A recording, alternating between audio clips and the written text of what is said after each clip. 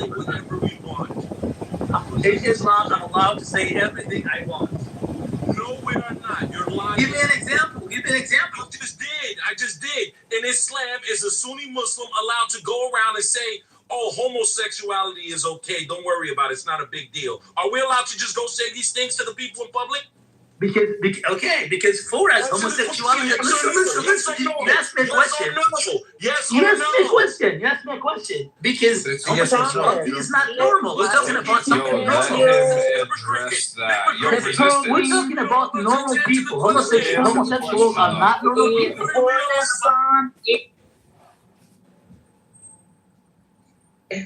We will have decorum. This is a mess right now. Let's get it together. Let's get a fucking he's cue. avoiding the Okay? simple question. I asked a simple Okay, we'll have hold on, resistance. Resistance, I'll have you go first. After resistance, Shaw, and then Florida, if Florida want to get it. Shaw is raising up an infraction. He's saying that he doesn't like that there is limited freedom of speech in Iran, in the country, the law. And what I'm saying is, being that he mentioned that he is a Sunni Muslim, that he is of the Aqla Sunnah wal Jama'ah, such as knows, as well as I know, even within Islam, Muslims cannot just go around whatever we want. We also have restrictions on things that we can say. There is no such thing as you can just say whatever you want. So there is a limit of freedom of speech. And I gave him a perfect example.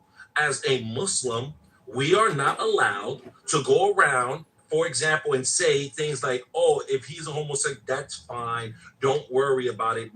If you want to be gay, you can just be gay.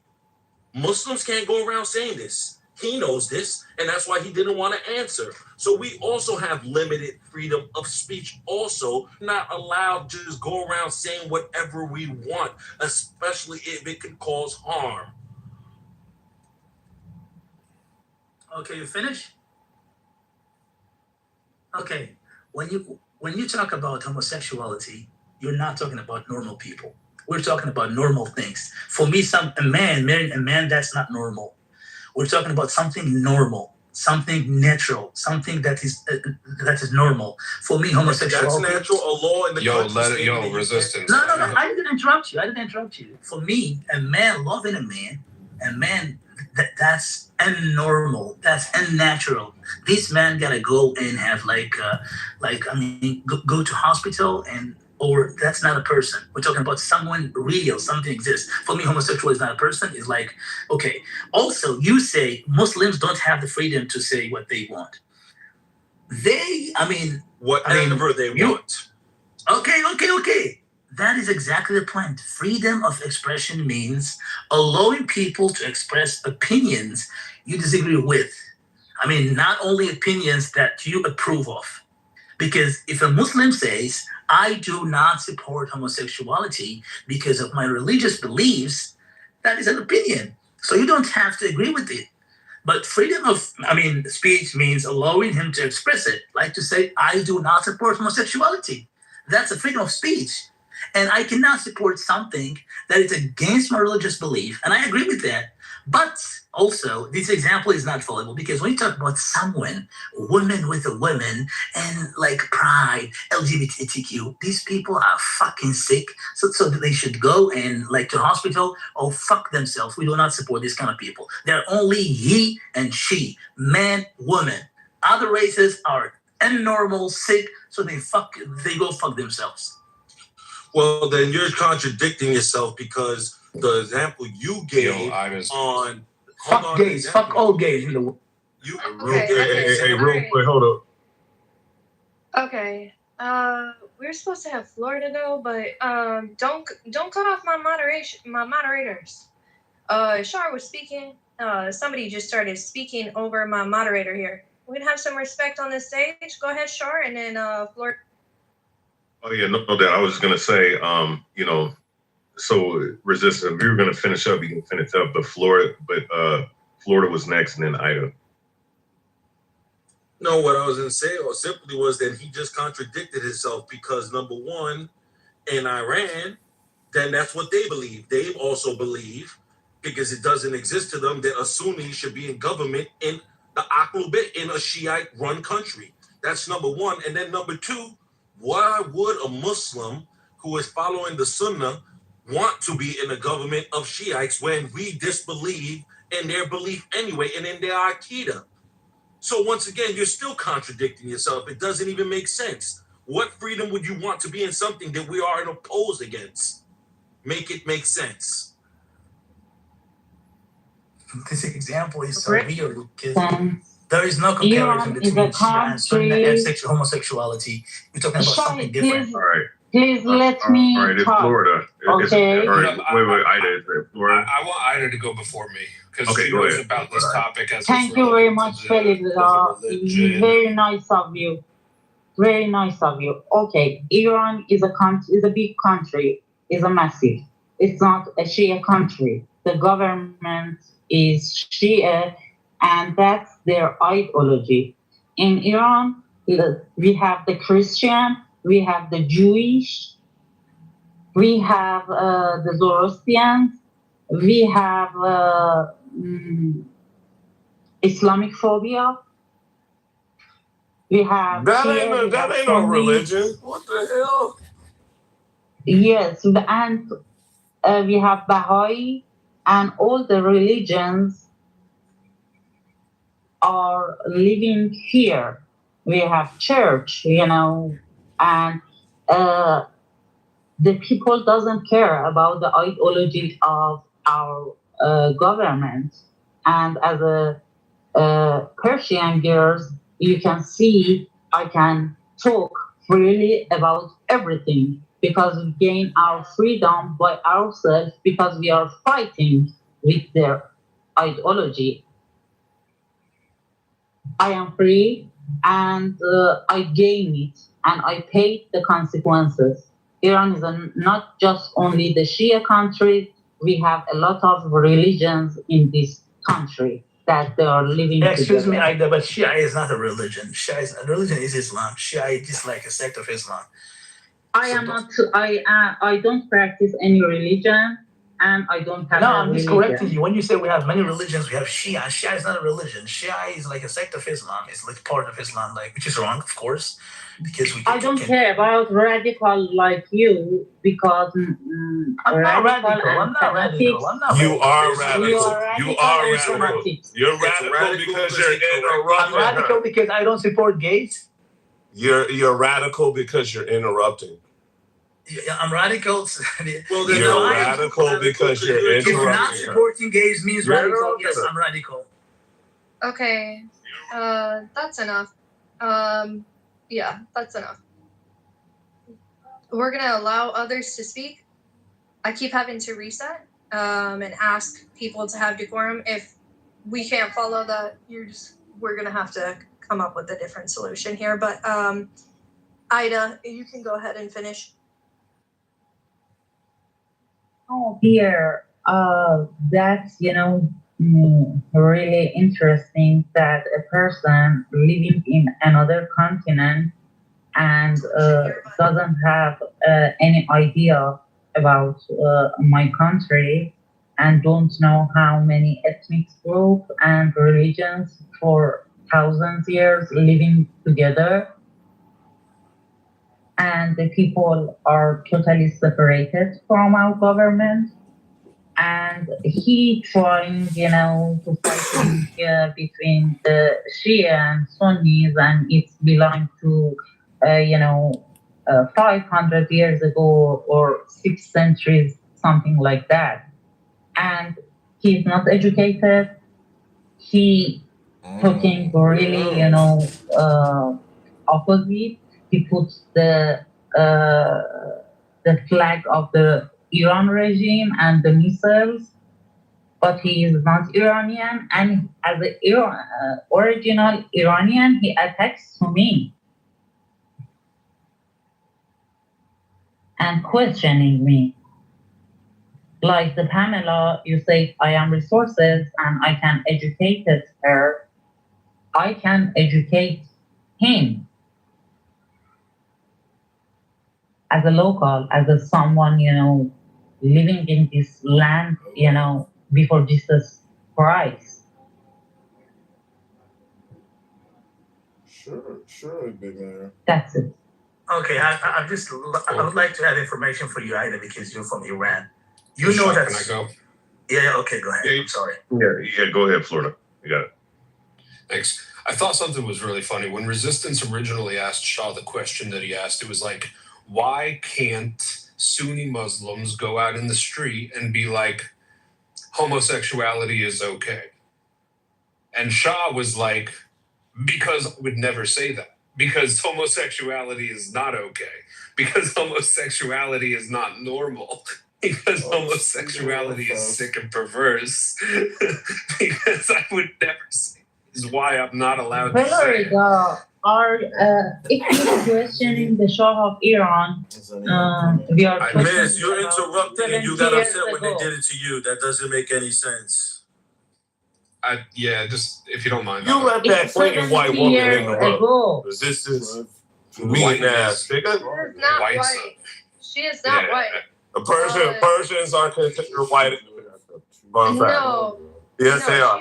So what She if looks- she's They are. white? No, she Hello? look. What if she's Hello, white? hello. She What? look. Hello. What?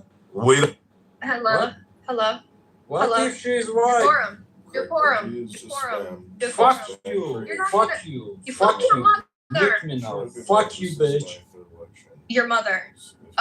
Anyways. Sorry, guys.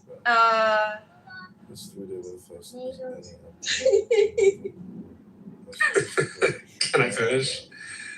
All right.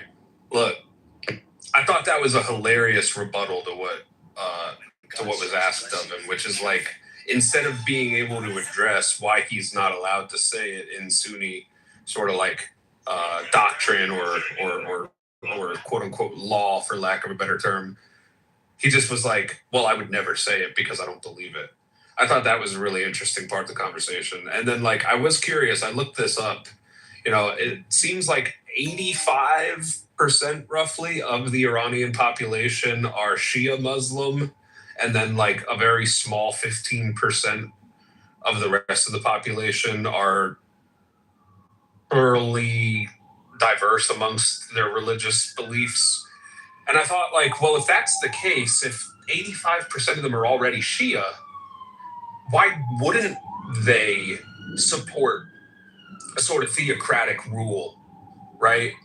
And it turns out that it might just be something inherent in the doctrine of Islam, that the state ought not be some sort of bureaucratic overlord of dictating doctrine and morality and laws based on religious fiat. No. Hold on, Emrose. Can I finish? Real quick, Emrose, you can Florida, but Florida got to finish. Okay? Because I looked, it says, how many Iranians support theocracy? And it says independent. Florida, then Ida, then Emma.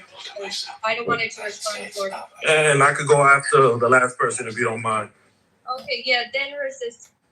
So it says only about 13 to 15% of the Iranian population support the current Islamic theocracy as it is, and that the main reason why is because the regime has politicized, corrupted, and bastardized Islamic faith in the pursuit of its own geopolitical power controlling pursuit. And I'm just really now very interested in, like, why is it wrong for Shah to come up here and say he doesn't like that Iranians don't have quote unquote freedom of religion, freedom of speech, when we all, I mean, at least as Americans, understand what freedom of speech actually means is much more than just the ability to say being gay is okay. Freedom of speech is a huge blanket. It's overly encompassing vague sort of colloquial term that we use to consider freedom of thought, freedom of expression, freedom of association, freedom of the press, the right to be who you are, say what you want to say, so long as it's not putting somebody else in direct harm, so long as it's not causing someone else a direct risk. You're allowed to express your thoughts clearly and concisely, specifically, at least as it's known in the Western world. Your thoughts against the government cannot be held against you in court. You cannot be prosecuted for criticizing government in that sort of way. It's not to say that you can't, it's not to say that you can get away with yelling fire in a crowded theater or bomb in an airport. Because those types of things come with excess risk and like undue sorts of burdens that you're putting on public safety officials and the people that are inside the place. Like there's a fear and a risk associated when you do some dumb shit like that. But I don't know. I don't think there's anything wrong with Shah saying that like he appreciates freedom of speech in that regard, and that's why he doesn't support Iran as it is in the current form governed by the IRGC. And I guess to Ida, I just want to ask you, since you live there, you're Persian, you're a Muslim, I presume, like what is it to you? Why is it that the Shia Muslims do not support theocratic rule despite preferring to live their own lives by that sort of governing rule in their own principle? Does that make sense? By the way, your mindset is completely wrong. I am not Muslim. I think you didn't listen to me when I talked to the person with the flag of Iran. And we are fighting with our government. In January, thousands of people got killed by IRGC and even by foreign groups that support them. They kill the people, and still execution continue. We are fighting with this government for 50 years. We don't wear hijab. We are driving. We are so educated. We have the right, and we are very brave. Person is a pedophile terrorist. Can I go now? Yeah. I'm a Shia Muslim. I think I can answer that question. No, Rose, you can go. No, that's okay. I would like a Shia Muslim to say, but for that, what you said, don't conflate the Iranian regime with the entire Shia faith. That is a grave, awful mistake. Shia is a beautiful faith, just like every other Abrahamic faith or sect. And to try and emphasize and put the kind of a spotlight on that is extremely dangerous and should never be conflated as one of the same. The regime doesn't represent Shia on all its shape and form. And you can definitely criticize governments, even though the perception of Iran in the West is very different than what the truth is. It doesn't mean it's not an authoritarian theocracy. It is, but still, what we were sold in the West couldn't be further from the truth. And most importantly, please don't conflate the entire Shia faith with whatever injustices came out of the regime. That's labeling tens of thousands of millions of people that have nothing to do with any of that and have a beautiful way of practicing faith. It's just wrong to do. I'm sorry, Clark. Please go ahead. No, that's fine. I was after her, right? Yep. Yeah, Brazil. this is people that just come up here and say whatever they want. And this is what Iran, for an example, is trying to avoid. Because you have people such as this lady who just spoke, who is uneducated in the Twelver faith. She knows nothing about, the Shiite belief. And it's dangerous. This is why the Muslims do not accept them and don't accept their Akida, their belief system. So when people come up here and say these things with uneducated, these are the issues. Sectarianism is So just when as wrong it as when anti-Semitism. when fuck you and your anti-Semitism, we don't care about that shit. Sectarianism is just as wrong as So anti-Semitism. You shouldn't allow it.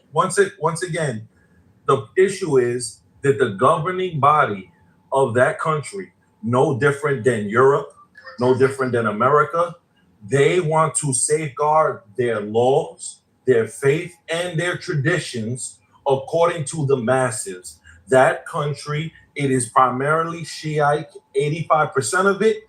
They want to uphold their laws, their values, and their views.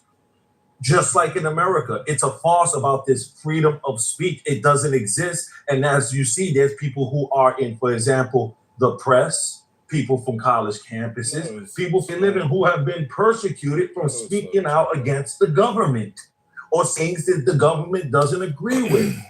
And you made a perfect example, Chair, about it. Like, you can't just go, for example, can you go to the front of the White House and just fuck the president? I'm about to kill him. Can you do that? No, you can't. You will be arrested. It's freedom of speech to a limited point.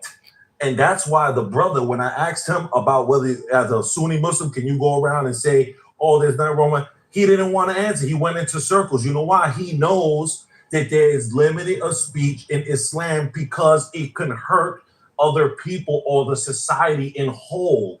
So this is why we have certain restrictions. It is no different than what the people in Iran, the governing body, is doing for their people. Damn, resistance, he's still arguing your point as much as you like made that clear. These people, they're hard-headed. You know what it is? They're used to colonialism. They think they're the rulers of everyone. Okay, can I put in my 2 cents here, guys? Yeah, it's on you.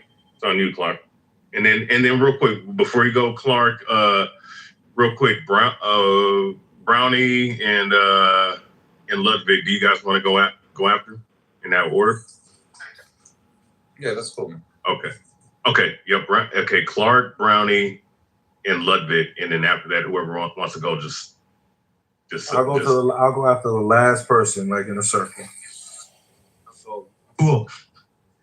Yeah. Listen, resistance. What's funny about all that is I'm a Shia Muslim, and I agree with the resistance's point. This whole thing about the, I mean, even though resistance probably doesn't like Shia Muslims, but this whole thing. I have no problem with them. I just don't believe in their Aqidah. But I have no problem. They are still Muslims, and they have to answer to Allah. I have no issue with the Shia. Respect. Yeah, fair enough. Then in that case, yeah, no. Agree with the resistance, man. Like this whole thing about, we just spent a bunch of time talking about like the internal politics of Iran, whether they're authoritarian or not, whether they control free speech or not, whatever. All of this is a red herring. In my opinion, all of this is just different ways of demonizing the Iranian regime. I'm old enough to remember when the war on terror all started back in before 2003, and they did the exact same thing. Saddam is harboring radicals. Saddam is harboring Al-Qaeda. We need to go and give them freedom. Look how unfree Iraq is. And all of that was just a build up to an invasion and a massive war that went on for I don't know how many years. So the exact same thing is happening in Iran. And like, frankly, the people who are on the Clubhouse always talking about, Iran isn't free, Iran is radical, we need to talk about how free Iran is. All of that is just building up acceptance and acquiescence to more war, more demonizing of Iran. All of this is like, we can agree or disagree with what the Iranian regime does, like we can do that with any other country. Like, if I go to Romania, I'm pretty sure I'm going to find things that the government does that I don't like. Does that mean I whip people up to say we should invade Romania? No, of course, that doesn't happen. Saudi Arabia is a very close ally of the United States. We don't hear social media and media organizations demonizing Saudi, even though their laws are sometimes a lot more archaic than Iran. But nobody's out here advertising or trying to make a case that we should all invade Saudi or that Saudi is radical. I've never heard somebody make the case that Saudi is radical, even though that can easily be done. That's not controversial to say that Saudi laws are just as radical or extremist or Islamist as Iran. But nobody ever makes that case. Because why? Because Saudi is within the sphere of influence of the United States, and it's in the US interest to keep Saudi stable as it is. And that's not our goal right now. Our goal right now is to destabilize Iran and prepare the public opinion for massive attacks against Iran. Yeah.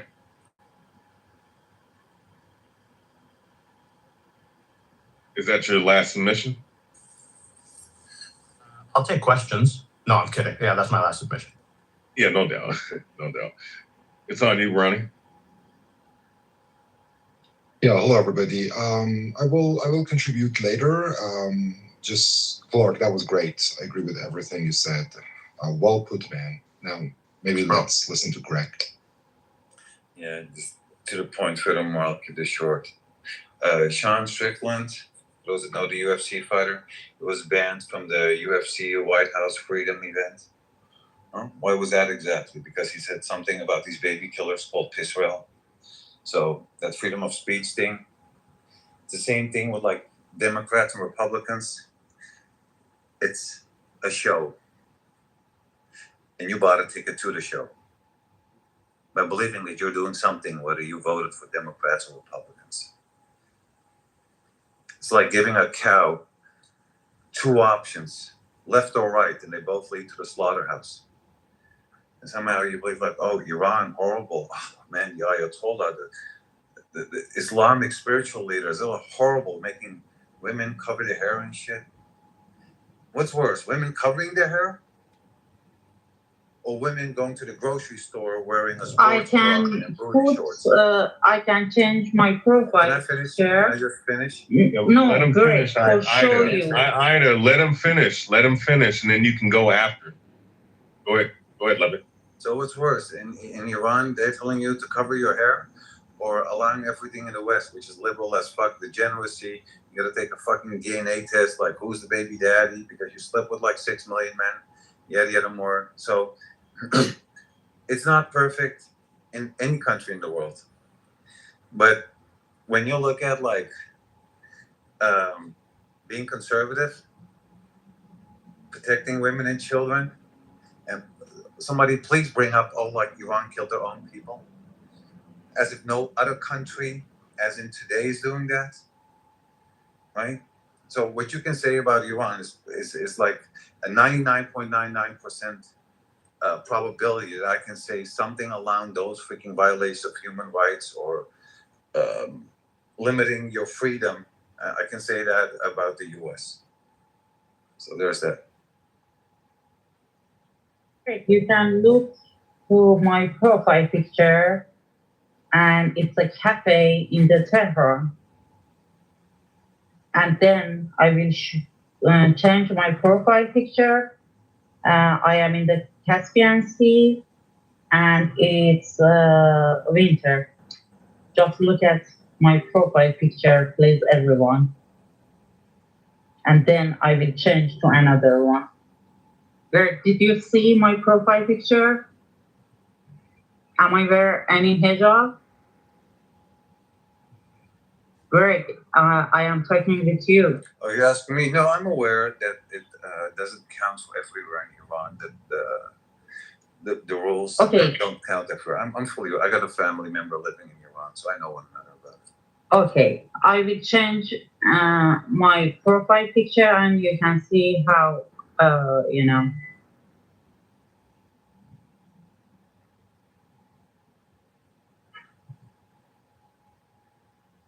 My turn, I think, or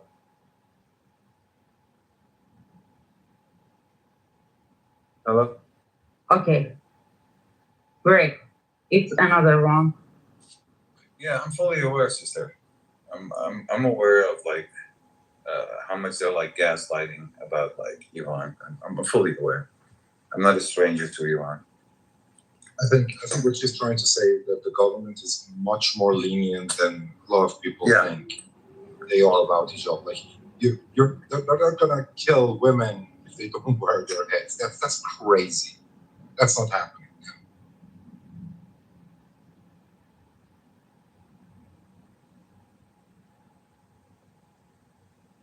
Yeah, I was gonna say that I, obviously it would be probably the best for America and maybe even the world in terms of staying out of Iran because I'm not so sure about their history, but it's highly likely that the Islamic regime was probably strengthened by America, Rumsfeld, and the entire world supporting Saddam Hussein in the Iran-Iraq war. And yeah, it wasn't just America. America gets the full blame, but it was the Soviet Union, it was the EU, it was Brazil, it was for plenty of countries, So, and that problem maybe if the Iranian people wanted something slightly different, it might have been easier if it wasn't for the Iran Iraq war. It's, you have the whole type of what's it? Yeah, the Hitler paradox, basically. Oh, they're so powerful over there, and couple that with we'll kick the decaying structure over. So you have that paradox too, which is I think somewhat similar of what Saddam thought, the military thought. But yeah, I think the international community should probably stay out of what Iran is going through, etc.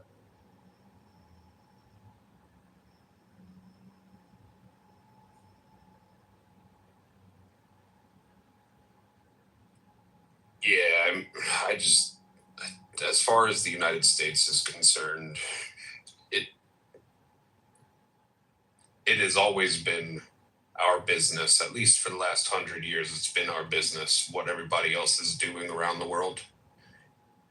And largely as a result of the Afghan civil war and the Mujahideen forces that gathered to try to stove off the Soviets, the United States played a big factor in that.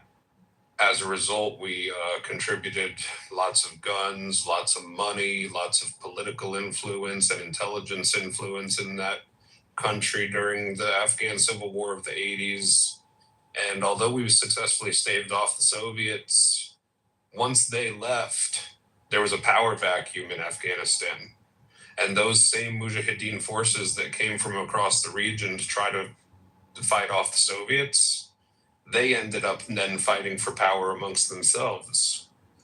It created the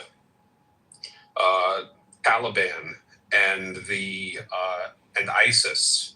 It created these different factions that have not ISIS, Al Qaeda, and it's always been foreign policy for the last 100 years of the United States to try to be the world's policeman and do what's best in the interest of Western ideology and modern democracy and American values and ideals and globalism and promoting peace and prosperity around the globe because it's the best way to deal with. And to an extent, there's something fundamentally correct about that in my heart of hearts. However, it's that same exact policy that's driven the United States that's only perpetuated and exponentially created more hatred and disdain for the United States because of that same foreign policy, right? It's that foreign policy that's when you're saving my people from other people, we appreciate you. But when you do anything wrong, we're going to get mad. And it's just it puts the United States in a position, it's a catch-22. It's damned if you do, damned if you don't type of situation. And I think just in the natural consequence of events of the world, it's probably best to just be damned when you don't, because damning when you do only alludes to more people hating you. At least when if you stay out of these issues for the most part, especially when it comes to donating money and weapons, when you're when you're providing direct support to these conflicts, is when there's a direct link between when something goes wrong, the U.S. is to blame. I'm cool with like CIA fucking covert missions. We have the radio broadcast system across the Middle East that our CIA uses to perpetuate pro Western and anti-regime narratives. Like that type of shit is fine, but when you start to you can't typically get out of these situations without blood on your hands if you end up engaging in military conflict. Can I throw in a 2 cents in there? Yeah, go ahead. So Is that Florida, Dr. X or Clark? No, go ahead. Clark. Florida, that's interesting that you say that. You mentioned something that's like, you said that for the past 100 years, America has put itself to be a policeman around the world to spread like democracy. Is that fair? Along with other things, but yes. Do you think that, so my question is like, this could be like a springboard to a different conversation, but do you think that America or the United States, the policy since World War II, let's call it, their foreign policy, was done with benign intentions, especially in the Middle East? World War II foreign policy? Post-World War II. So Post-World War II foreign policy done with benign intentions? Benign like, do you think... like not significant? No, like altruistic. Like, American involvement in the Middle East and other places, Latin America. Do you think that American foreign policy involvement in those places, or American intervention in those places, and I'm not asking this as a gotcha. I'm actually curious what you think as an American. I think it's rooted in altruism, but also ego and power as well, right? It's multifaceted. There's the altruistic sort of principle that like we in America live this way, and we think it's the best way. But then there's also a power dynamic involved where like, well, if we can impose certain ways of life and certain standards across the globe, then we're the ones that are making the decisions. We sit at the head of the table, right? Yeah. And if we don't, then someone else will. Which of those two things do you think takes precedence? Clark, excuse me for interrupting you, but Florida, unfortunately, what the U.S. thought about the democracy failed in the Middle East, and in the fact, the America ruined the democratic country in the Middle East and turned them to be radical and terrorist group like the Taliban in Afghanistan. Because when the people of the Afghanistan voted to the monarchy, former Prime Minister of Iran and United States wasn't agree to the monarchy. Zahir Shah came to the Afghanistan, did all the transition part, but at the end, because they didn't want the Afghanistan be a monarchy, they ruined the democracy in the Afghanistan. Look at the picture of Afghanistan before the revolution, and now look at what did the US in the Afghanistan, and gave up the country to the Taliban. Yeah, like what I was getting at was, what do you think which one of those two things takes precedence, do you think? Or do you think any takes precedence between the altruistic and the power dynamic? The power dynamic is primary. The altruism is the marketing kit. Okay. So we kind of agree. Like, because like it's pretty obvious to us. However many Middle Easterners are in this room, it's pretty obvious to us that American involvement isn't random, and it's typically is focused around securing things that are in its national interest. Middle East is a good example of that. Middle East is home to the global oil, relatively. And it's important geostrategically, and that the U.S. is so involved in the Middle East as opposed to West Africa, for example. But the other thing that kind of goes against that altruism point, and I'm interested in your point of view as an American, but the thing when we see it and when we look at American involvement in our countries is, like we're seeing like something arbitrary, which is that the U.S. foreign policy seems to dictate who is the villain and who is not, depending on arbitrary lines. Like I was mentioning earlier about Saudi Arabia. Florida's gone. Anyway, yeah, like the United States puts up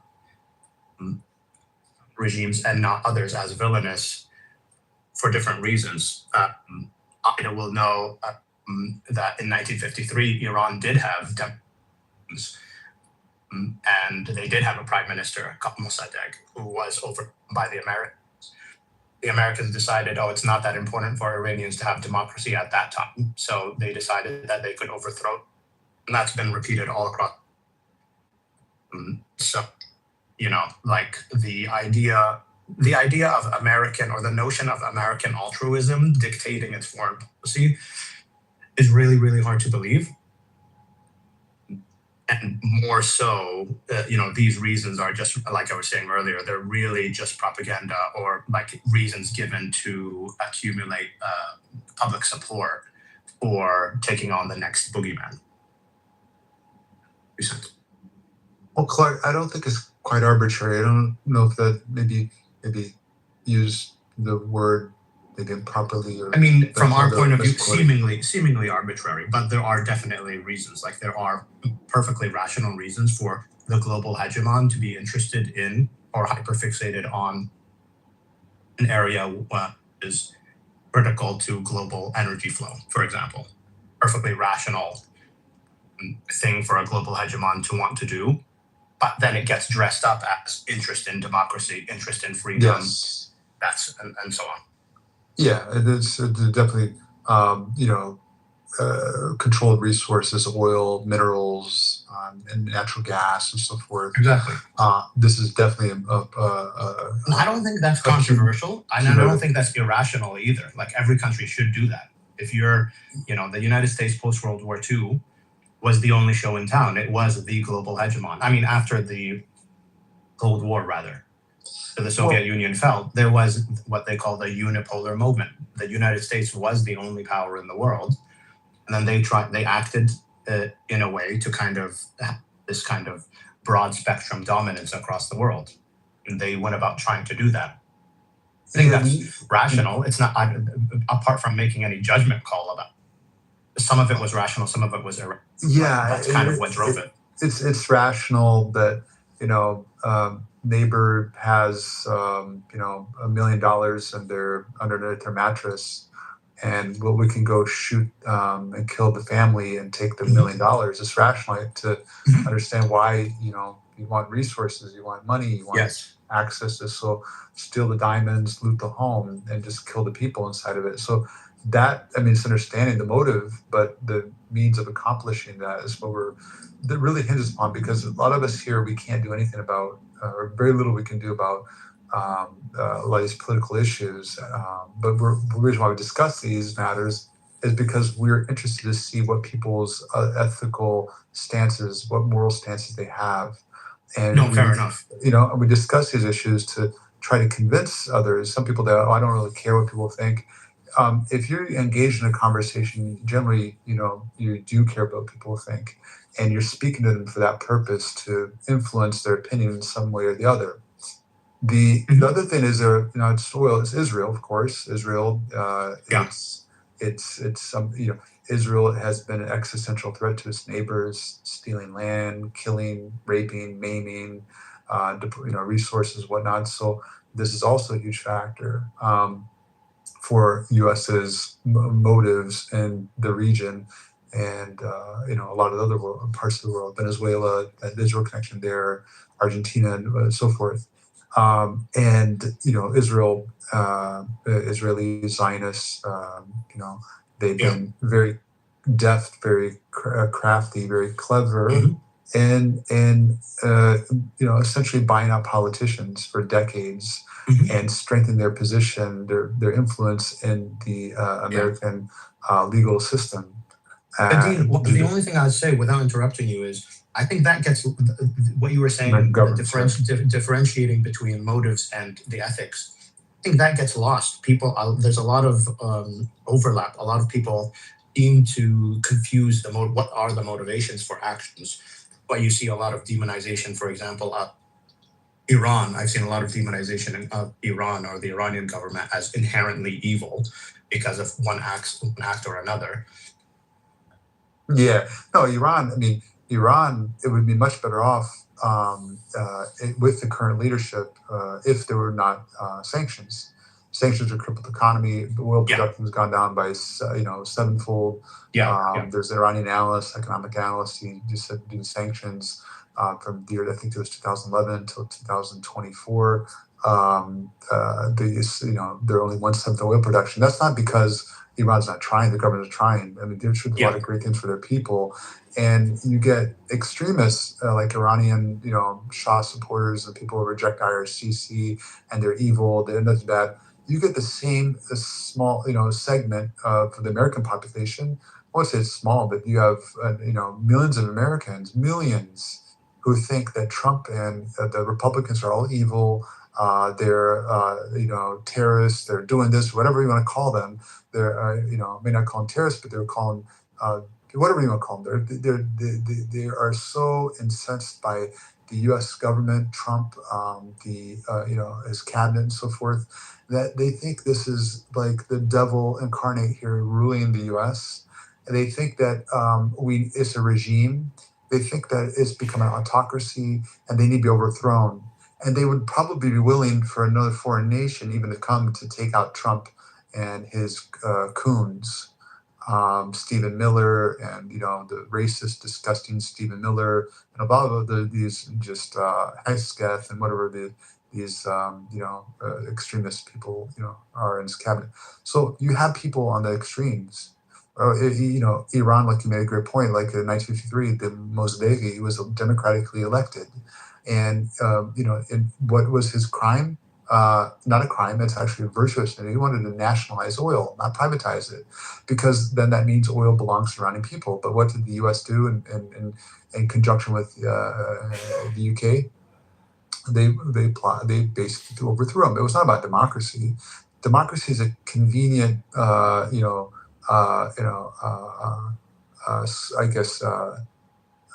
what you put out there to conveniently. It's part of a propaganda narrative. Propaganda narrative. Exactly. That's it. Because if it was about democracy, they wouldn't have overthrown the Mossadegh back in 1953. There's other democracies that are doing terrible things, and why are we overthrowing them?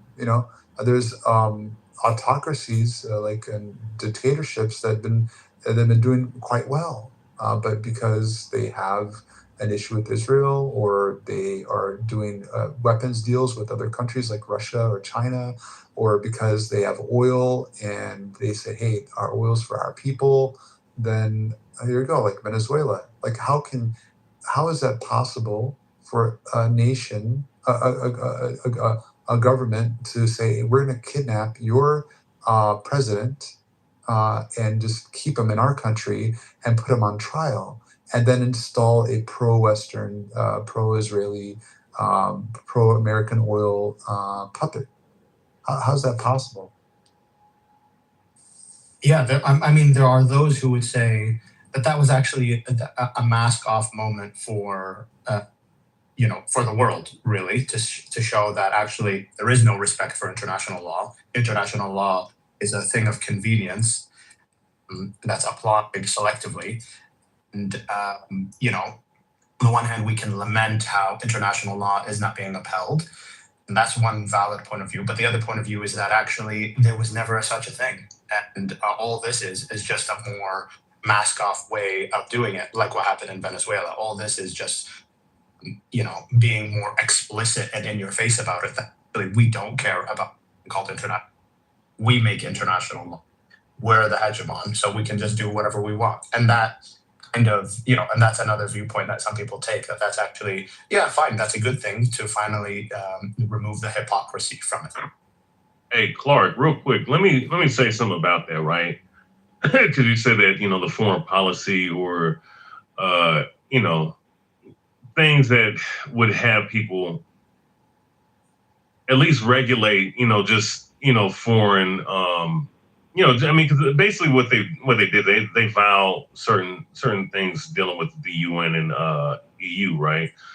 In this now, when what's his name was in office, what was his name? George W. Bush. Yeah. He made this claim, right? Because obviously, because you say it's of convenience, right? The foreign policies that goes on, right? They choose when and when not to apply it to themselves. Well, he said this, right? He said that the Constitution that we all have to uphold as American citizens, right? He said the Constitution is nothing but a piece of paper. Yeah. So it's free game. Whenever they choose, exactly they can pick and choose when exactly right. Yeah. When to follow their shit, when to follow these laws and shit. So it's like, to me, I guess to the victor goes the spoil, right? Exactly. Spoil. And that applies domestically in the US too. I mean, there's tons of books have been written about those same tactics have been used internally in the United States during the civil rights movement to clamp down on protests against the Vietnam War, to clamp down on civil rights protests and civil rights movements. How the Black Panther Party was clamped down on because of this, the death of Malcolm X, the death of even Martin Luther King. A lot has been written about how those exact same, it's the same institutions, it's the same state that has equal disregard for international law and domestic law. It's the same thing. And it makes the thing that makes sense about it is that it all comes down to very basic, cold, hard facts, which is that people in power seek to, in a way that consolidates their own power and extends it, be domestically or that be abroad. Very simple calculus.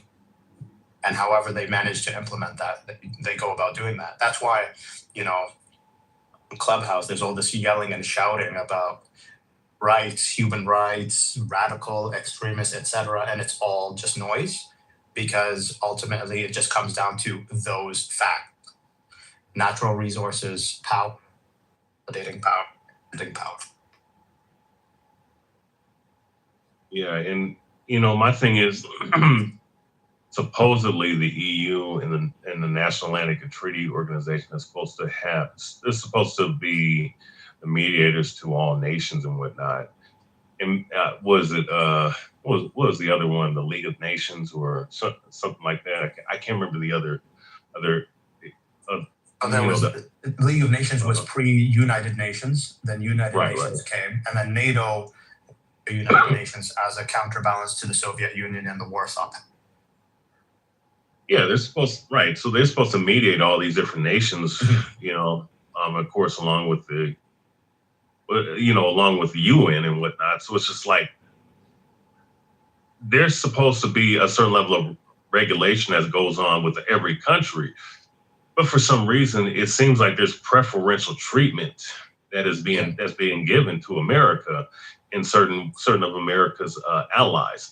I mean, obviously, of course, Israel, we all know, we all see it, with what they're able to do, unimpeded for whatever reason, this small. Yeah, there's a good reason for that, Char, because the United Nations is part of what are called the Bretton Woods institutions, and those were established by the United States.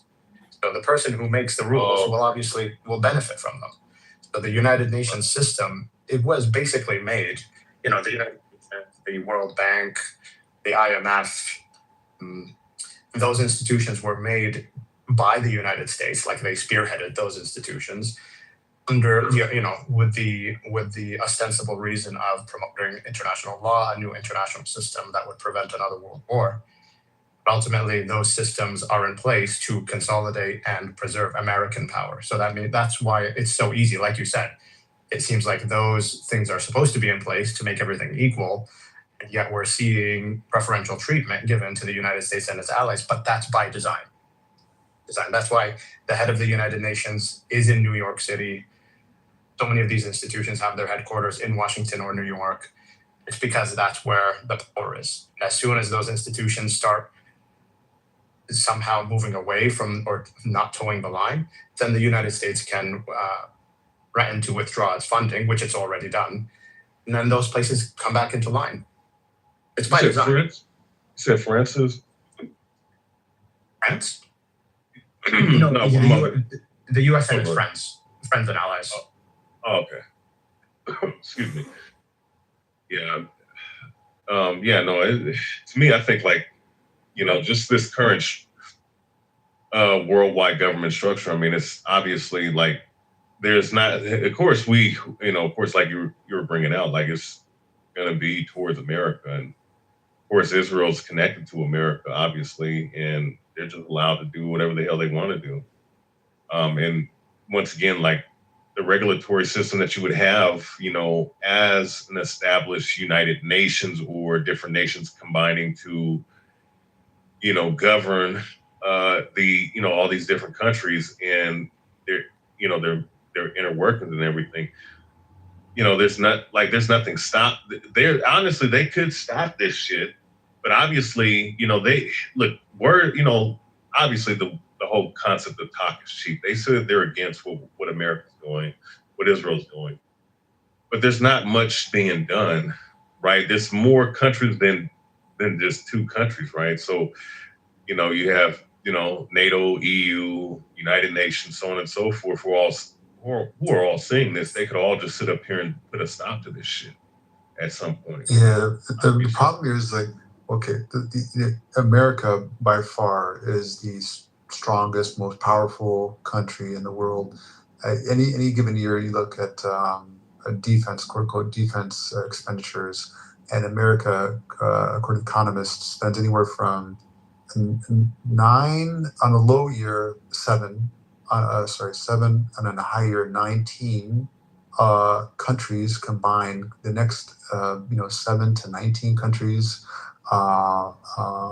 who their military expenditure, like China, Russia, Germany, Japan, you name it.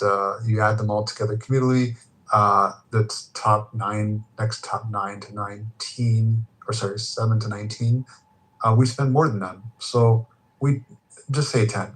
We spend more than 10 of the next several countries on the list cumulatively combined. That's an insane amount of money. We have, military bases, something like I think 800 military bases all over the world. Iran is surrounded by military bases. That's why Iran is attacking, strategic attacking U.S. military bases, because it's violating their sovereign, their nation. I was to say about is that's what I'm saying. The U.S. uses its foreign aid as a weapon. If you don't vote a certain way, the U.S. will withhold millions of dollars, hundreds of millions of dollars, and this goes for both Democratic and Republican administrations. It's USAID, for example. USAID. This has to do. This actually was in the Biden administration. I think it was Uganda. I don't remember the exact country. It was a country in Africa, and it was under USAID. Said, look, we will withhold giving you millions of dollars of foreign aid if you don't agree to allowing transsexual clinics, transgender clinics, hormone therapy, and so forth. These clinics, and you can look it up. There is the USC has money for whatever position it has, but there's this agenda to spread democracy, spread LGBTQ. I don't know why they're fixated on that, especially in Africa.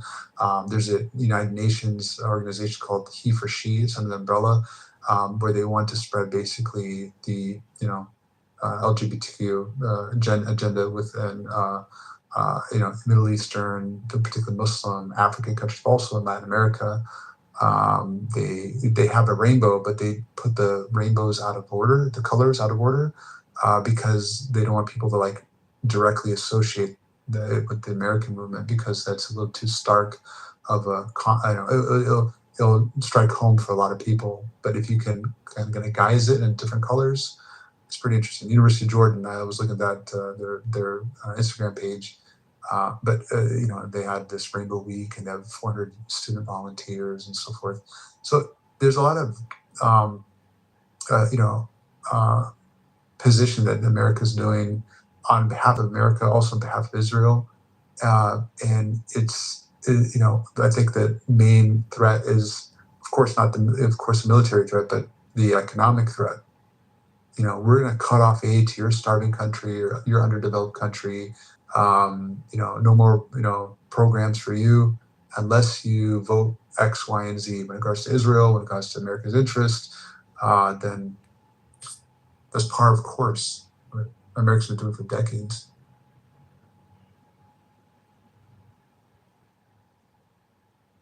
Yeah. It's just, where do we go from here? It's like at some point, something got to give. Like, cause, like the room title that Coco made, and she will be back. She just got to take care of some business. U.S. foreign policy disruptive to United States. Yeah, by proxy, by technicality, by practicality, if anything. Yes, because and obviously, like we were just talking about, how like they pick and choose when they want to establish their policies and when they don't, when they allow it to apply to them versus everyone else. Is that all this is affecting the entire world, but also too it's affecting the American citizens, and with this clown, I don't know what else you can call this guy, this clown that's in office right now. He is destroying the very fabric of this country. And he wasn't the only one, because mind you, I'm not going to sit up here and just put it all on him, but we're talking about somebody who's accelerating the downfall and destruction of this country. Him and his administration is definitely doing that. Now, I think anybody with a brain can see that. People outside of America see how dumb this jackass is, right? And this administration and this mentality. This is affecting, us, affecting us, with all these terrorists. And I just read earlier, I think I was talking about this earlier, maybe in another room or something like that Trump, I guess, threatened another, not Iran, but he threatened an ally of America, right? Because they said something that he didn't like. Like, sure, this is all. Isn't that like exactly what the Oman? Yes, Oman Brownie. Yep. Oh, go ahead. Go ahead, Libby. Isn't that exactly what the purpose is, to destroy the U.S.? Yeah. That's what they're doing, right? They infiltrated Congress. You see, like Trump doing everything that these baby killers are saying, right? All that money is going there, but there is nothing coming in return. So there is a huge blackmail operation going on, right?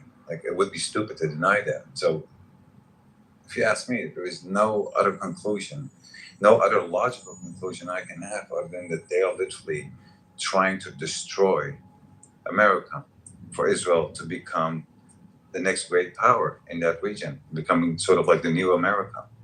They're literally using America as like a hitman,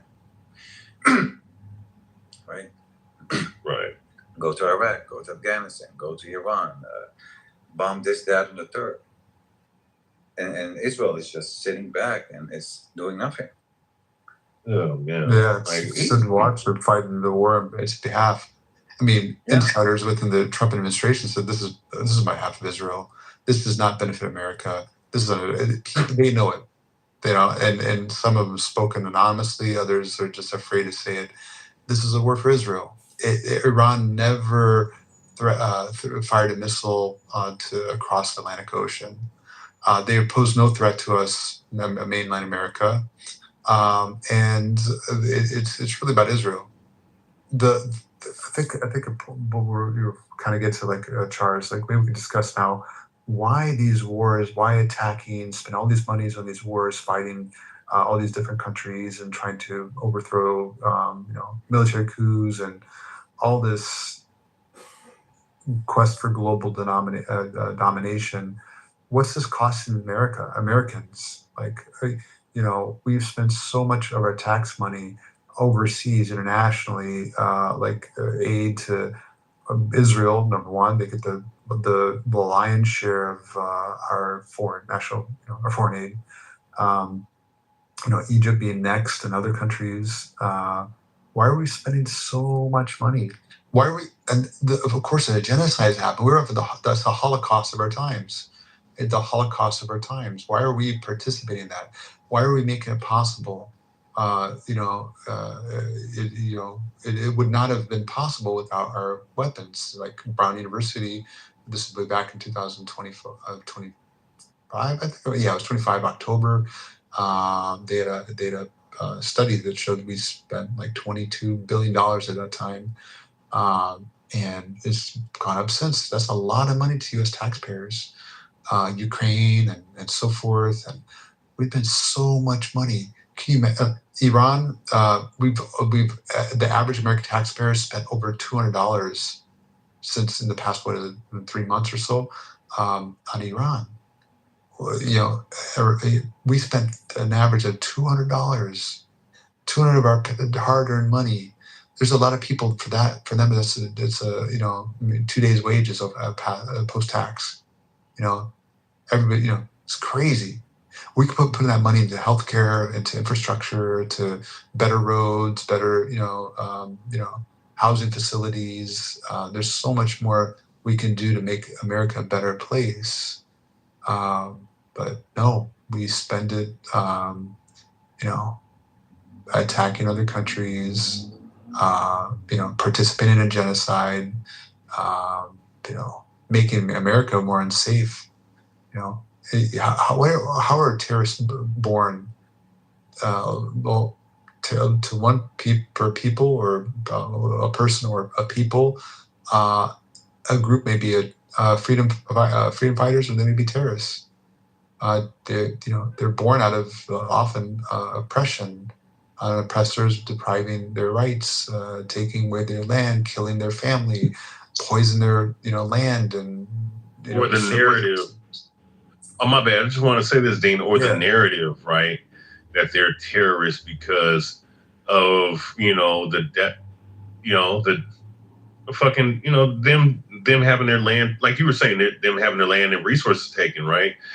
And then, of course, like, let's say you have certain militia groups who want to build up another generation of fighters, right, to fight against what's going on. They're programmed, by them to see what's going on, which they can see for themselves that, their people's getting killed, kids at their age of 2-3 years old getting castrated, killed, and God knows what else is happening, right? The narrative is going to be created that they're the new generation of terrorists. Mind you, at 2 or 3 years young, 4 or 5 years young. And of course, there are certain people, as an example, who have said this crazy shit about these kids. But it's through systematic, oppression and infiltration, of their nation overall. So, and then what do they come with the table? Well, through provocation, you create, wars, and you create people like this. So they go up and they say, well, look, these kids are going to be the next terrorists, so we gotta deal with these people. So I mean, it's very it's very methodical and cerebral how they constructed the group of so-called terrorists and villains that they like to bring out, the way they do. My bad. I just wanted to point that out, Dean. I didn't mean to cut off your wisdom or anything. I just had to, point that out. No, of course. This people, they ask, why do Americans hate us? Or sorry, why do they hate America? A lot of people hate America because they're the victims of American foreign policy. Martin Luther King, he said, the greatest purveyor of violence is my own country, and that those who best understand American foreign policy are those who live under it. So when you're attacking these countries, you're creating, orphans, widows. You're poisoning their soil, their water. The war in Iraq, cancer rates quadrupled after the first war in Iraq. We did so much havoc.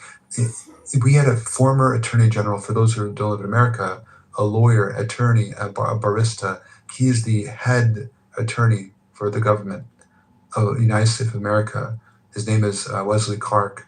It was under the Lyndon B. Johnson or Kennedy administration.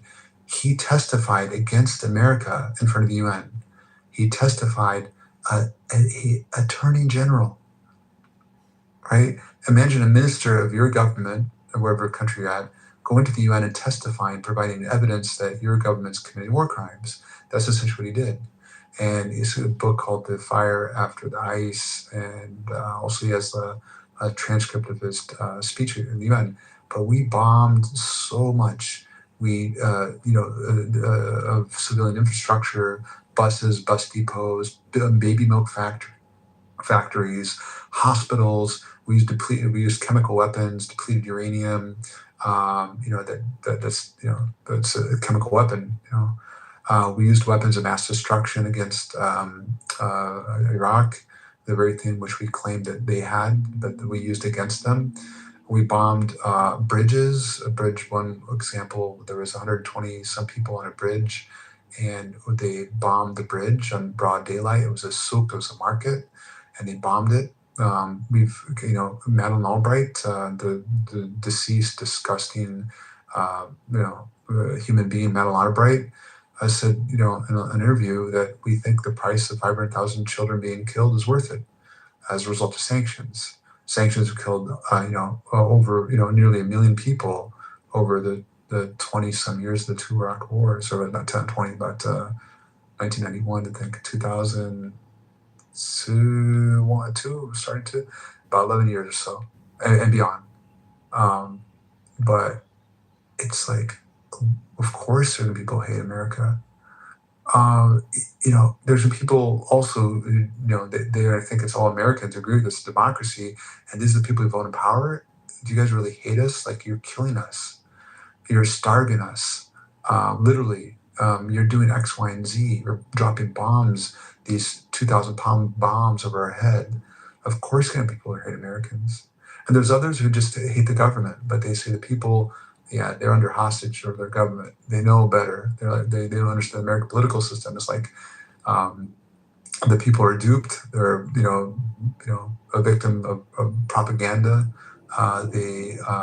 Americans, all by far and large, many don't agree with their foreign policy, but their government wields power and silences people, imprisons them, even kills them if they step out of line. So there's people who differentiate, but of course there's people who may hate America. So if we invest more money into perhaps helping nations, having trade agreements, defending them when necessary, not going ballistic and fighting wars for a foreign nation like Israel, not being conscientious about civilians, about people say, oh yeah, they could. No, they're people directly. It's too many mistakes, right? Oh, we didn't mean to kill 160 kids in Iran. No, come on, man, this is ridiculous. Creating people who are going to hate America. So when America's safe, stop killing people. Stop supporting rogue apartheid genocidal governments like Israel. Stop overthrowing their dictators. Allow them to be free, and don't dictate what kind of government they should have.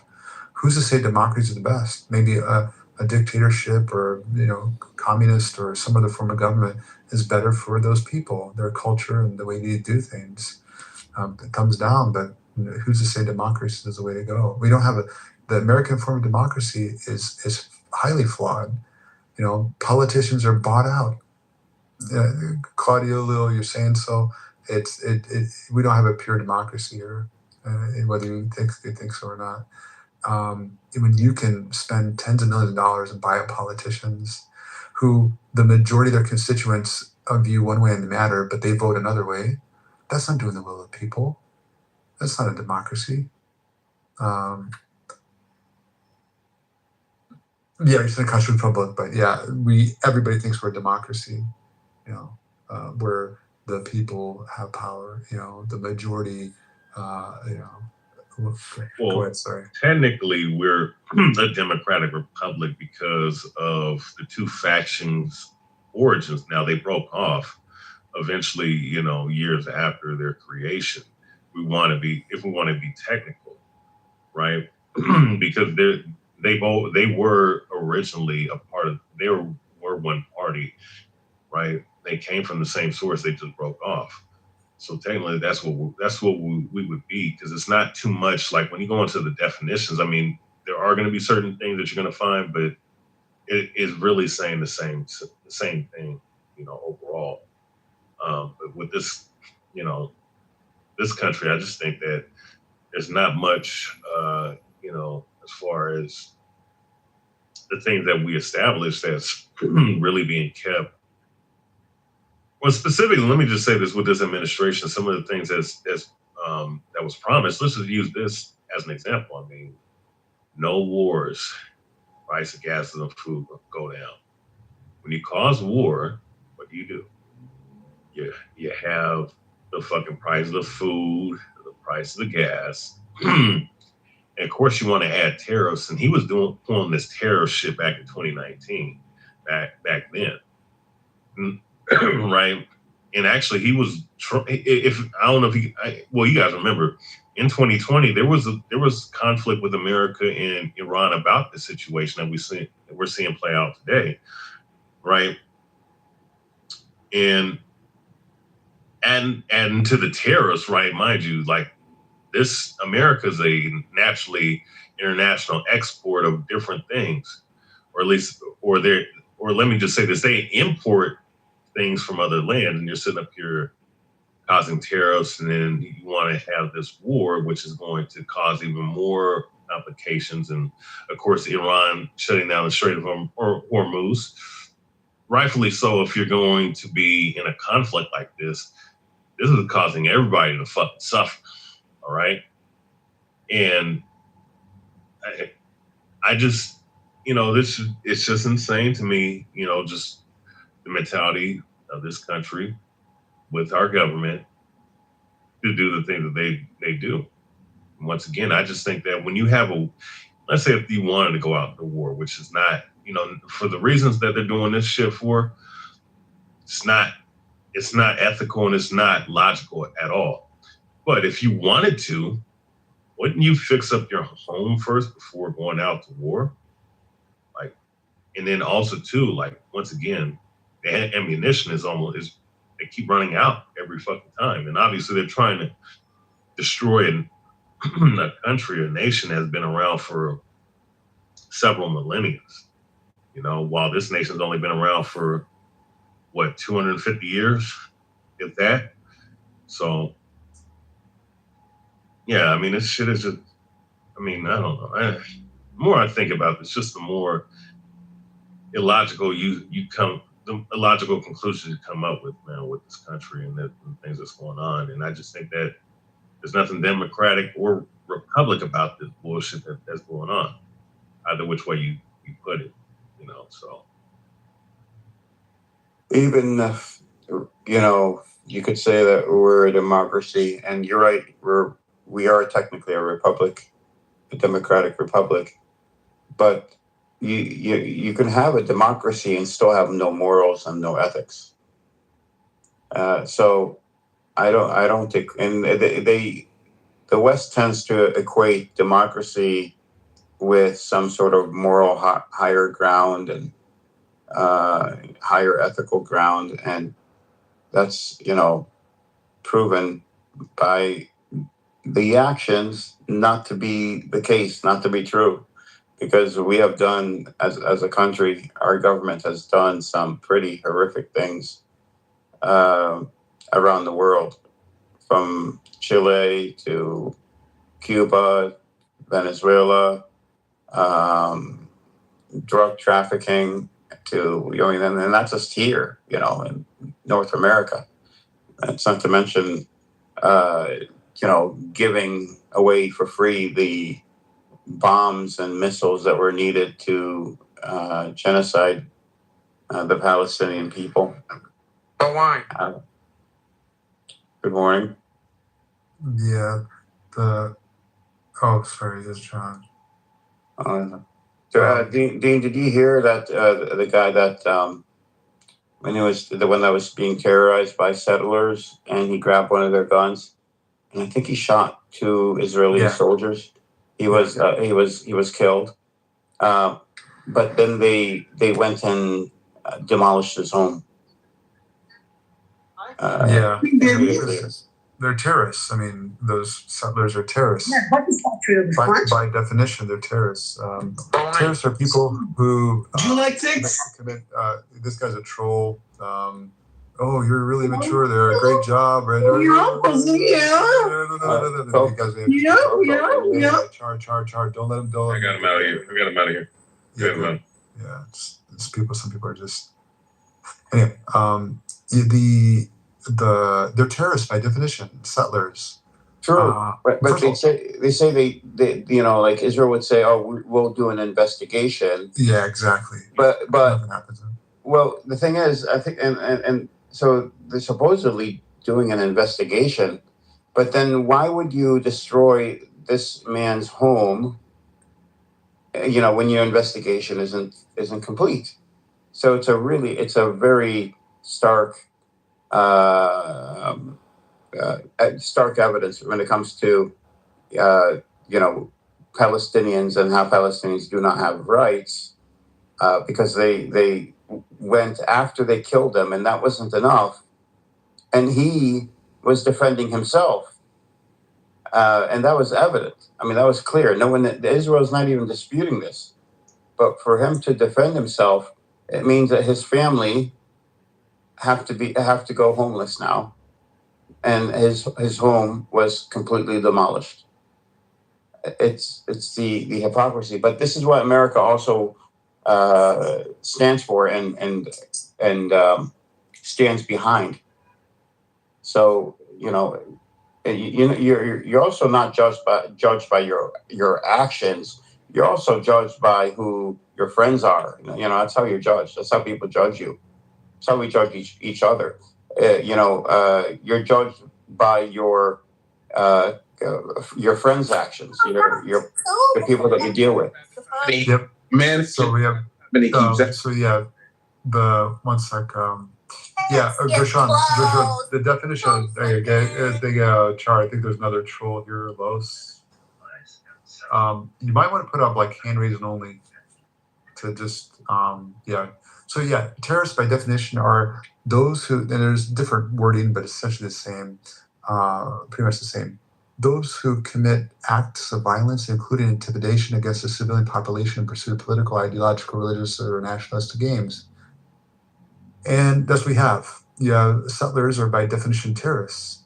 They are people who are committing acts of violence, including intimidation, against the civilian population in pursuit of nationalistic, ideological, or religious aims, and because exactly what they're doing. So settlers are terrorists, and even you can roll your eyes, but that's the definition. Anybody knows what's going on in West Bank, know that those people are terrorists. Where did you put your definition from? It's you can Google it. Well, I did. I Googled it and I put it in the back channel, the definition. So I mean, if we work with your definition, okay, you say they use like violence against the civilian population. What a government is, in any case, is like a monopoly on force over a limited geographical area. So if a government somewhere, like let's say Burma. No, we didn't even talk about government. We're talking about the settlers. Did you hear the settlers? We can get to government, but the settlers, do you know who settlers are in the West Bank? Yeah, it's people that are like they're trying to settle the West Bank. That's correct. Yeah. So what are they doing? They're defending themselves. Oh no! Come on, that's hilarious. No. This guy, you don't. Yeah, one man's terrorist and another one's freedom fighter. That's such a simplistic. This guy. Okay, first of all, under United Nations law, the settlements are illegal. They're not allowed to settle there. Number one. Number two, according to American policy, they're illegitimate, quote unquote, illegitimate. It's the wording there. They don't want to say it's illegal because the Zionist lobby pressured them, so they don't say it's illegal because if you say it's illegal, then it has certain ramifications. But they say it's illegitimate.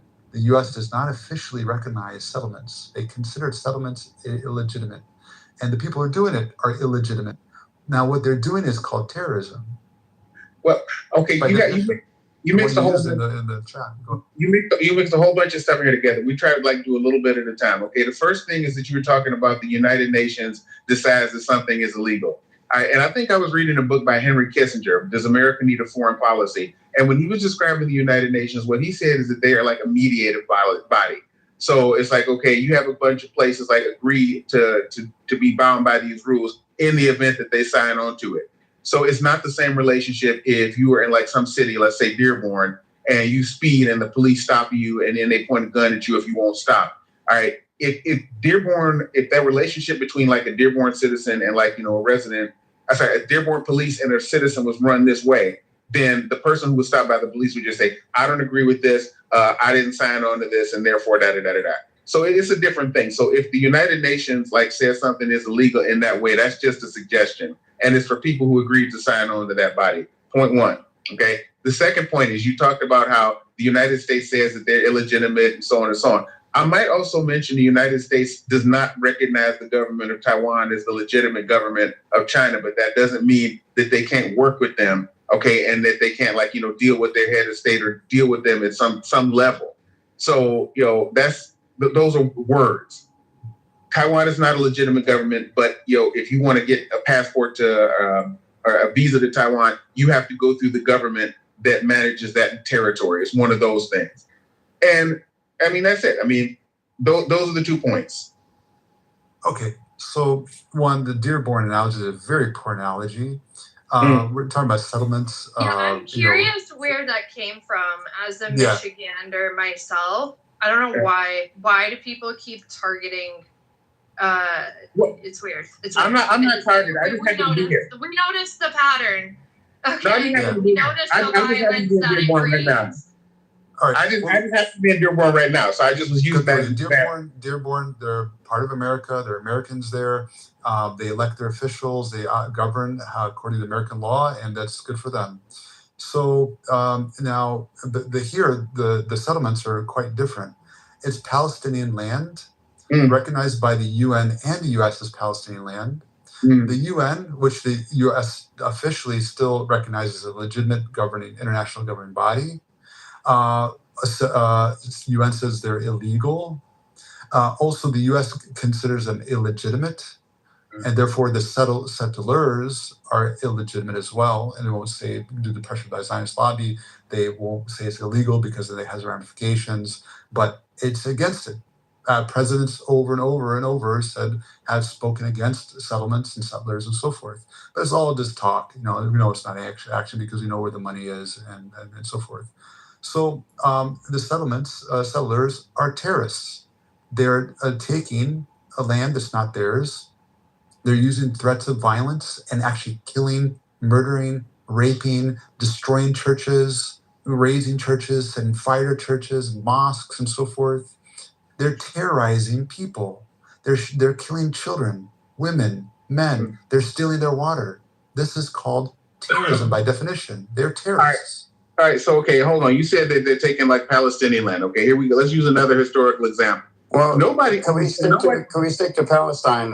You said something that's incorrect. We'll stick to Palestine. Okay. So Okay. what I'm saying is nobody owns any land in perpetuity. So you own land as long as you can defend it. Well, so in the you event say something that was not correct. Can we go back to what you said a couple of minutes ago? So you said that the UN is just a suggestion. Yeah, it's a mediating body. Okay, so no, it's not a suggestion. Resolution, Security Council resolution, I think it's 2334 in 2016, that was passed, states that the West Bank, East Jerusalem, and Gaza are Palestinian land, belong to the Palestinians. It's Palestinian territory. This is not a suggestion. This is a Security Council resolution and is binding by law. And then you have, and I'll land very quickly. You also have the Geneva Conventions. I forgot which one it was. The one on occupation. You cannot occupy, or if you occupy a land, or I'm sorry, the first Geneva, first article, I believe, of the UN Charter that says that you cannot gain land and keep it by war. This is after World War II. So after the post-colonialism, when we were decolonizing, quote unquote. And then we have the ICJ, who came out in 2024, and then earlier, I think in 2004. But in 2024, stated that the West Bank, East Jerusalem, and Gaza are occupied territory, belong to the Palestinians. Israel must leave and pay reparations to the Palestinians for the damage they caused. This is a legal opinion from the International Court of Justice, which is the Supreme Court of the UN. It's the Supreme Court of the world. So I just wanted to correct what you said when you said suggestion. These aren't suggestions. These are rulings bound by international law. All right, so here we go. I'm actually looking this up right now. You said International Court of Justice. Let me put a link in the back channel of this nice thing that I found here. Right, it's talking about like the participation of China on like the International Court of Justice. We're talking about the UN right now. Okay, right. Okay, the UN, the International Court of Justice. What I'm saying is that's an example. Okay, let's look at this. Well, you're talking about China. You have to be very specific, Gershon, when we're talking about this topic. We're talking about the UN here. They're two different bodies, ICC. All right. No. So the International Court of Justice is the main legal court of the United Nations, located at the Peace Palace in The Hague, Netherlands. It settles legal arguments between countries. Okay, so that's what it says. So the International Court of Justice is not like suspended like. And what did it say about Palestine? Okay, so hold on. Let's see. Let's see. The languages, English and French. Okay, chosen by the UN General Assembly. So. Here's what I'm saying. Okay, I'm trying to give you this example if you let me get it out. What I gave you, I put it in the back channel there where China decides which parts of the ICJ they want to listen to and not. So if there's anything that impinges on Chinese sovereignty, they ignore it because they have the right to do that. Because the relationship between like a country that's a member state of the United Nations and the International Court of Justice is emphatically not the same thing as the relationship between, say, the Supreme Court of the United States and like the state of California. It's two different things. So if you decide you're going to like defy the Supreme Court of like the United States, then in extremis, somebody will come and point a gun at you and say, you have to follow this. All right. But if you decide that you don't agree with some ruling that was made by the ICJ or some resolution by the United Nations, then that's just the end of it if you're a sovereign country. Not necessarily. China is a veto nation. Okay. So I mean, so there are 5 veto nations. They can decide to ignore the part they want to. All right. So, so when it comes to Palestine, though, it was not vetoed. What I gave you for the resolution that did pass, the Security Council, was not vetoed. It did pass. Okay. So it is legally binding. Okay. So, but the total resolutions that the United Nations makes, I mean, they make resolutions on a weekly basis. So if resolutions were enough to solve this problem, it would have been solved at least half. You're moving the goalposts here. You were saying that it was not. It was not legally binding, that the settlers were not there. One man's freedom fighter is another man's terrorist, something like this. Okay. which doesn't make sense. It doesn't fit here because it is illegal for these settlers to be on Palestinian land. It is illegal, and it's considered illegal by 170 nations. It's considered, even the U.S. wouldn't come out and say that. Yep, that they said they're they're allowed to illegitimate. do This it. is official policy to this day. They're illegitimate. They don't recognize it. And the Israeli Supreme Court even said that the West Bank is under a belligerent occupation. They said this, I believe, in the mid 2000s. I mean, we have a lot of rulings from courts, both in Israel, the ICJ. We have Security Council resolutions as early as 2016. We have the U.S. putting sanctions on some of the settlers, in the 2020s.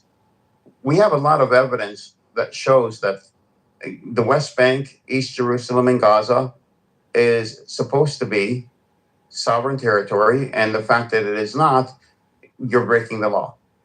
Well, I mean, so is Ukraine. Okay, so has nobody taken Ukraine is in a war. Okay, so they're in a war. Right. So it's illegal.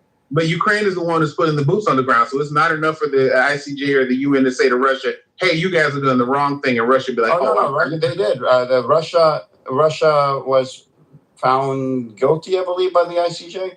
And that and $3 will get you a cup of coffee. Okay, so that's good, but we're not talking about coffee. We're talking about what you said about the UN when it comes to legality. Okay, enforcement enforcement is a different matter. Okay, but so you first have to say that what Israel's doing does break the law. If you have not willing to do this, even with the evidence I'm presenting to you, I'm presenting you. What I'm saying is, if you have no enforcement, you have no law. So you have to have the law. You have to break the law and then enforce the law. Wait a minute. Okay, I'm looking this up here. Between 2015 and 2024, the United Nations General Assembly has adopted 173 resolutions specifically targeting or criticizing Israel. So if you do the math, that's probably like about 20 resolutions. That's the General Assembly. The Security Council is what's legally binding. All right, hold on. Let's see here. Total number of UN resolutions, Security Council. Let's look it up because look at specifically 2016 2334. Okay, that 2016 was a few years ago. Okay, so you have to have a working knowledge of what we're talking about. You don't across the decades. The Security Council has passed. Across the decades, the Security Council has passed over 80 specific resolutions. 80 resolutions the Security Council has passed that alone. Okay, and it didn't get them anywhere. It's like, But is what Israel doing illegal? That was the question. You keep moving the goalposts. I don't think so because how could it's not about you. Does the UN say it's illegal? The UN can say whatever they want to. Yeah, I mean, they're the ones that would say, not you. But they don't have the power to do. They decide. They don't. But they don't have the power. I didn't ask for your opinion. I'm saying, do the facts support that this is illegal? And what Israel's doing is illegal. The person who has the power of the gun is who says what is and is not. Does the UN say it's illegal? They can say whatever they want to. That's not the question. The question is it legal or not? It's a simple. It depends on who's asking. Depends on who's asking. For a simple answer. Depends on who's asking. No, it doesn't. Yeah, it does. The ruling is the ruling. If something is illegal, it's illegal. If it's in writing and it says it's illegal, if it says Palestine and the West Bank and East Jerusalem and Gaza belong to the Palestinians and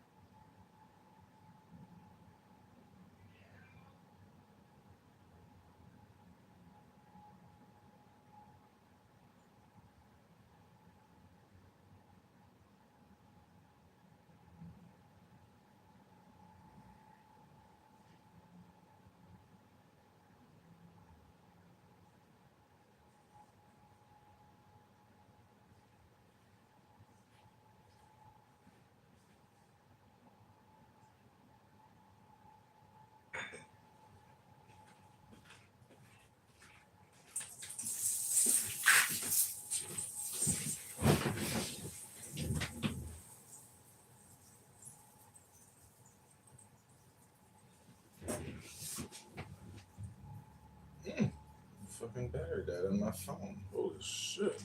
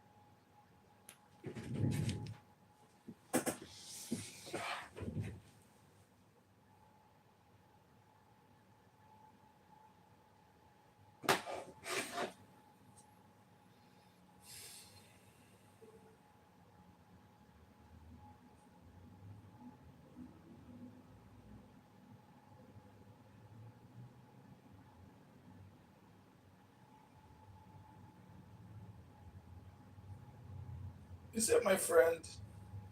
Did he come to read a book? Book. Book. Book.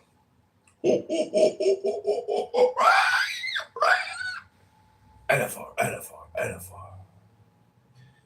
I gotta say, it's like pathetic how much time people spend communicating with NFRs on this app.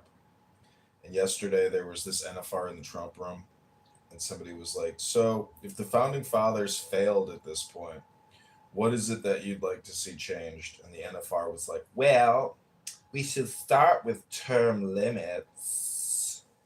And I was like, oh shit. I'm telling you, my friend, there's no reason to talk to people here anymore. Just record them. You're like, you want me to bootleg Clubhouse? Yeah. I want you to stop using this app. Stop talking to these people. All of them. Not one person here is redeemable. No one. Not one. The state has actually not come up with very clear. Here we go. Clear, beyond reasonable doubt that it's actually Tyler Robinson. ESL NFR. ESL NFR. NFR ESL. NFR ESL. NFR ESL. NFR ESL. Say it. Say it. It was Tyler Robinson. You see, and the first time Tyler Robinson was seen around the scene was that he was in a car somewhere, I think, something like that. So every time you look around these findings, there's just nothing positive, you see, and that gives that avenue for Owens to come up with all, I don't want to call it theories, but all the arguments that she has been making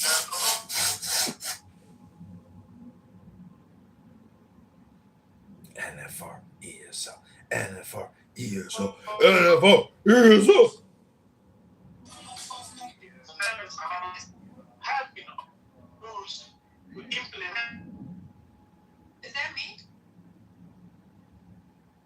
Are you guys hearing me? The Matrix. I am, or he is? Hello? He is a son of a. Yeah, I think it's my connection here. I'm driving through an area that's kind of not having good connection. Yeah. So Is that what's up? It was a fair. All right, well, welcome to live streaming rooms John Kitover is blocked from. I'm always surprised when I try to get into a room that like I don't even know who the people are that like blocked me. You know, that's what like blows my mind is that people know me, but I don't even know them, and that's the real fun. I'm also blocked. I'm blocked by association. Well, I'm sorry for you. You could always just change your name, create a new account, stop going by a trash bag. There's lots of ways for you to get into rooms that you're blocked from, but I have the feeling that you actually want to communicate with the people that you're blocked with. I, on the other hand, could give two shits. It is a complete waste of time. And even if I speak and voice my opinion, that is also a waste of time So there's really no purpose to actually communicate with these people. Just record them, dox them, humiliate them, embarrass them, mock them, shame them, and upset them. Because I don't know if you know this, but do you know how to make a slave? You probably are not familiar with this concept, but whoever you can make angry, you make your slave. So I don't know how many slaves you have contained in your slave containment field, but somebody was like, "I got hundreds of slaves." I was like, "I got thousands of slaves." They're all leaving comments on my YouTube, like, all kinds of horrific things. All kinds of people. Really, let me just share one with you. Hey, can I ask you something? What? Oh shit! Somebody told me to pull up. Break up with my girlfriend or not? See, it's a concept that you even have a girlfriend, and it's a concept that you'll break up. And it would be a concept that I would share with you. All you really have is right now, like Hillel said. If I'm not for me, hello?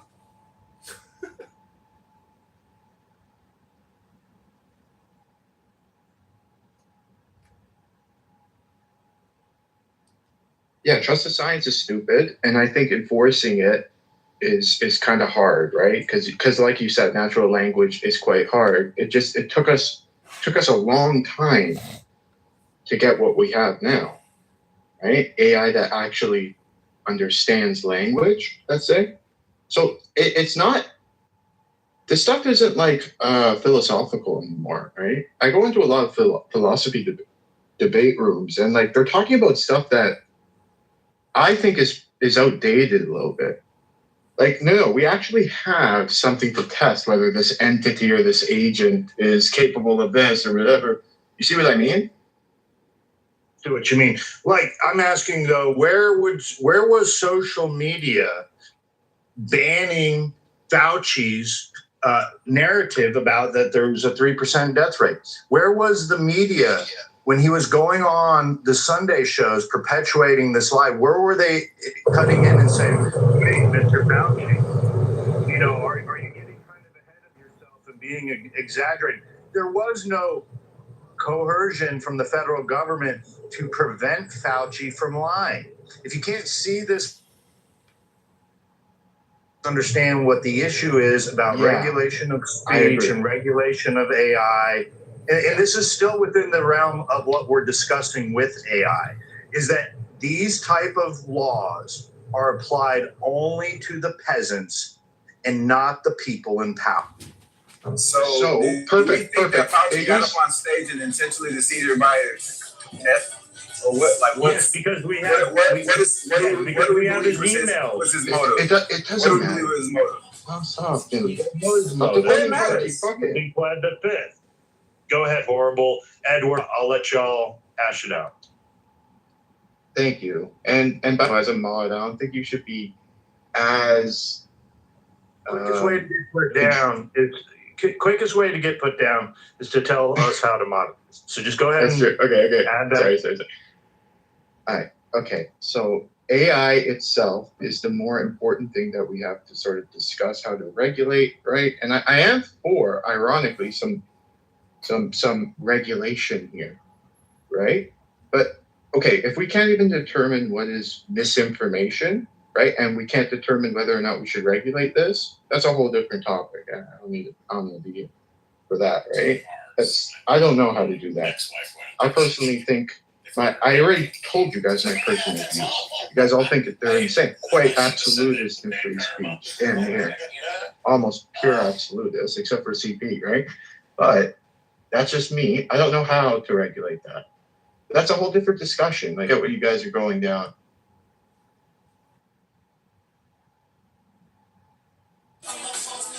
Okay.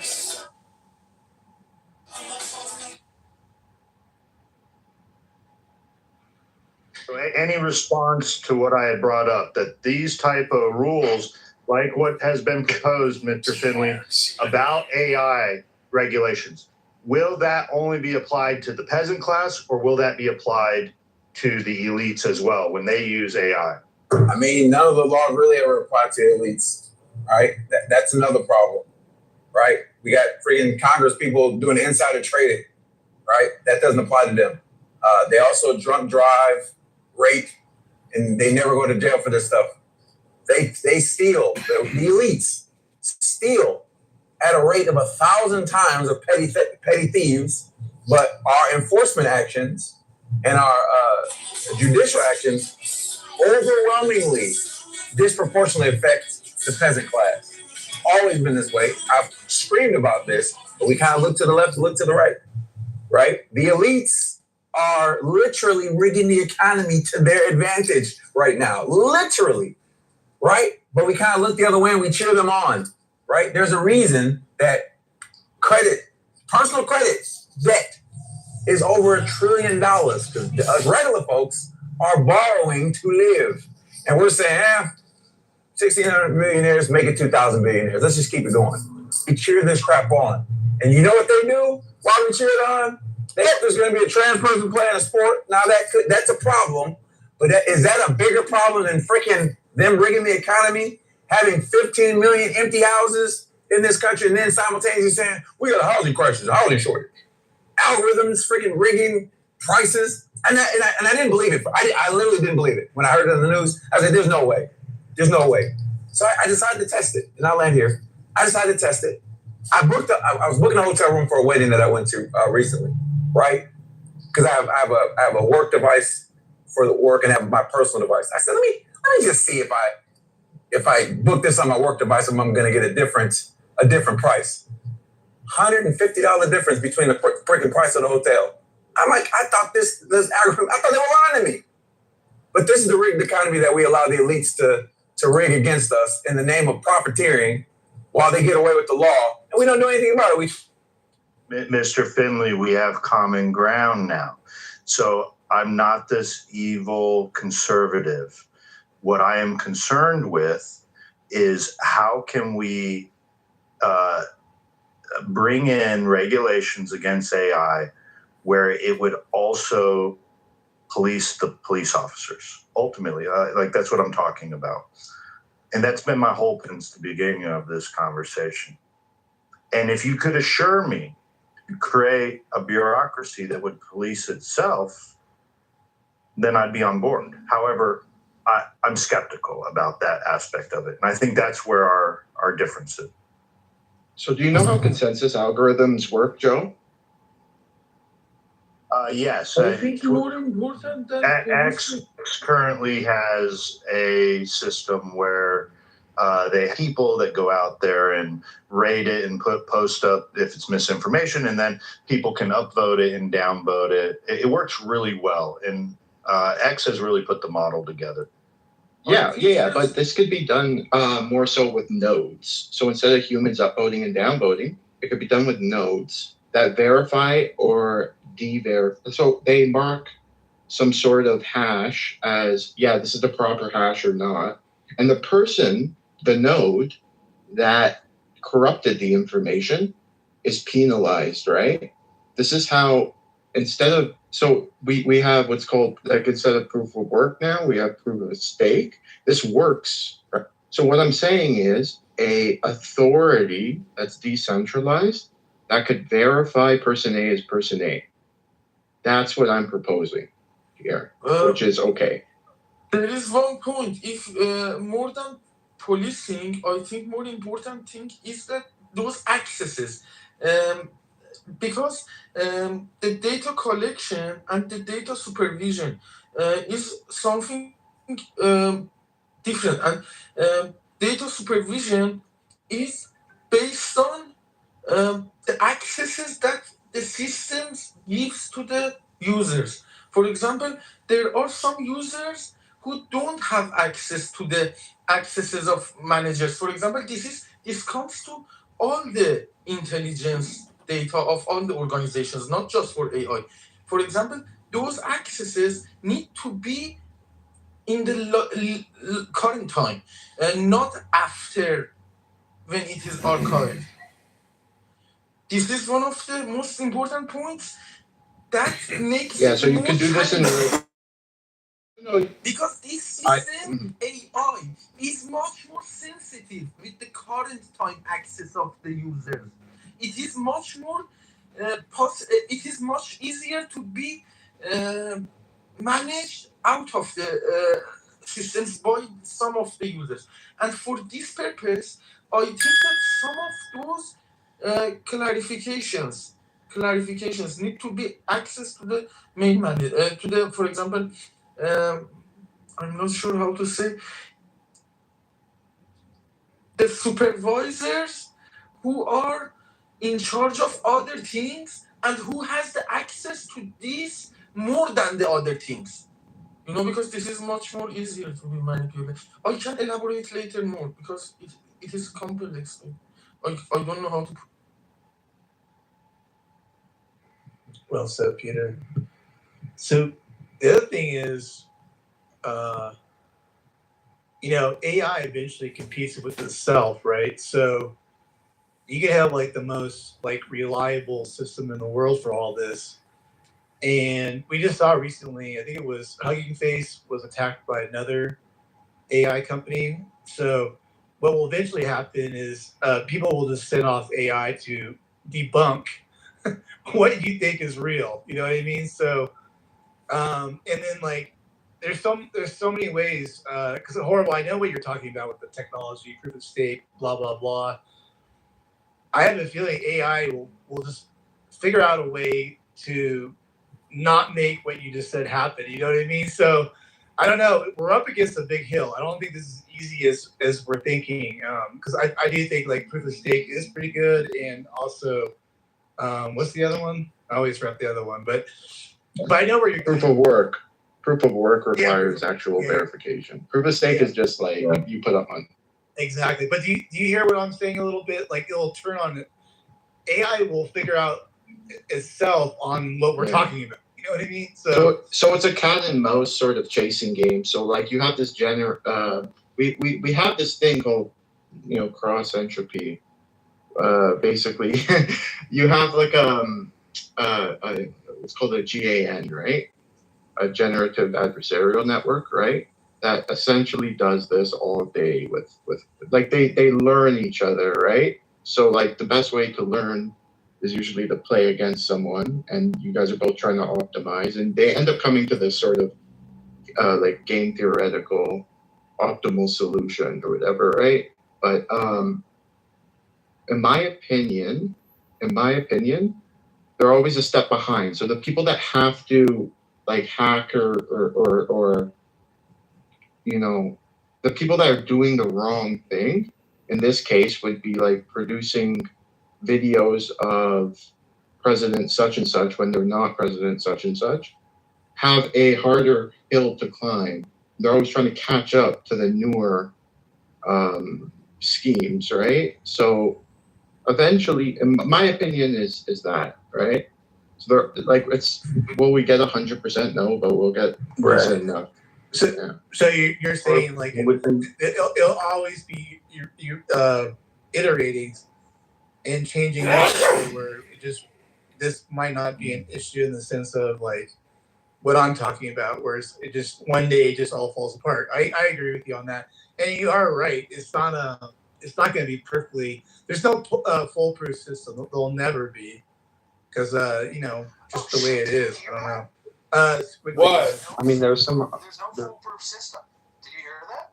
There's a lot of very low IQ people here that have nothing to do during work hours. And so they just talk to fill up the empty void in their life. And back to your girlfriend, as a man who does not have a permanent girlfriend, the thing about That's why I'm asking you, because you're my friend and you're my older man friend. You're like my big bro. don't throw. I'm asking you. Do not throw. Would you throw away a gold watch? Would you throw away a bag of cash? Would you throw away value? It's just a question. Do you throw away valuable things? No, you don't. You keep what is valuable. And the saying in philosophy is if there's briars, or spike, throw it away. Get rid of it. But, you have to determine. That's the saying. If there's briars, throw it away. There's nothing else to say. What if I told you that I think you are the most miserable person that I've ever met? Do you want to get married? See, that's the. Well, see, I listen.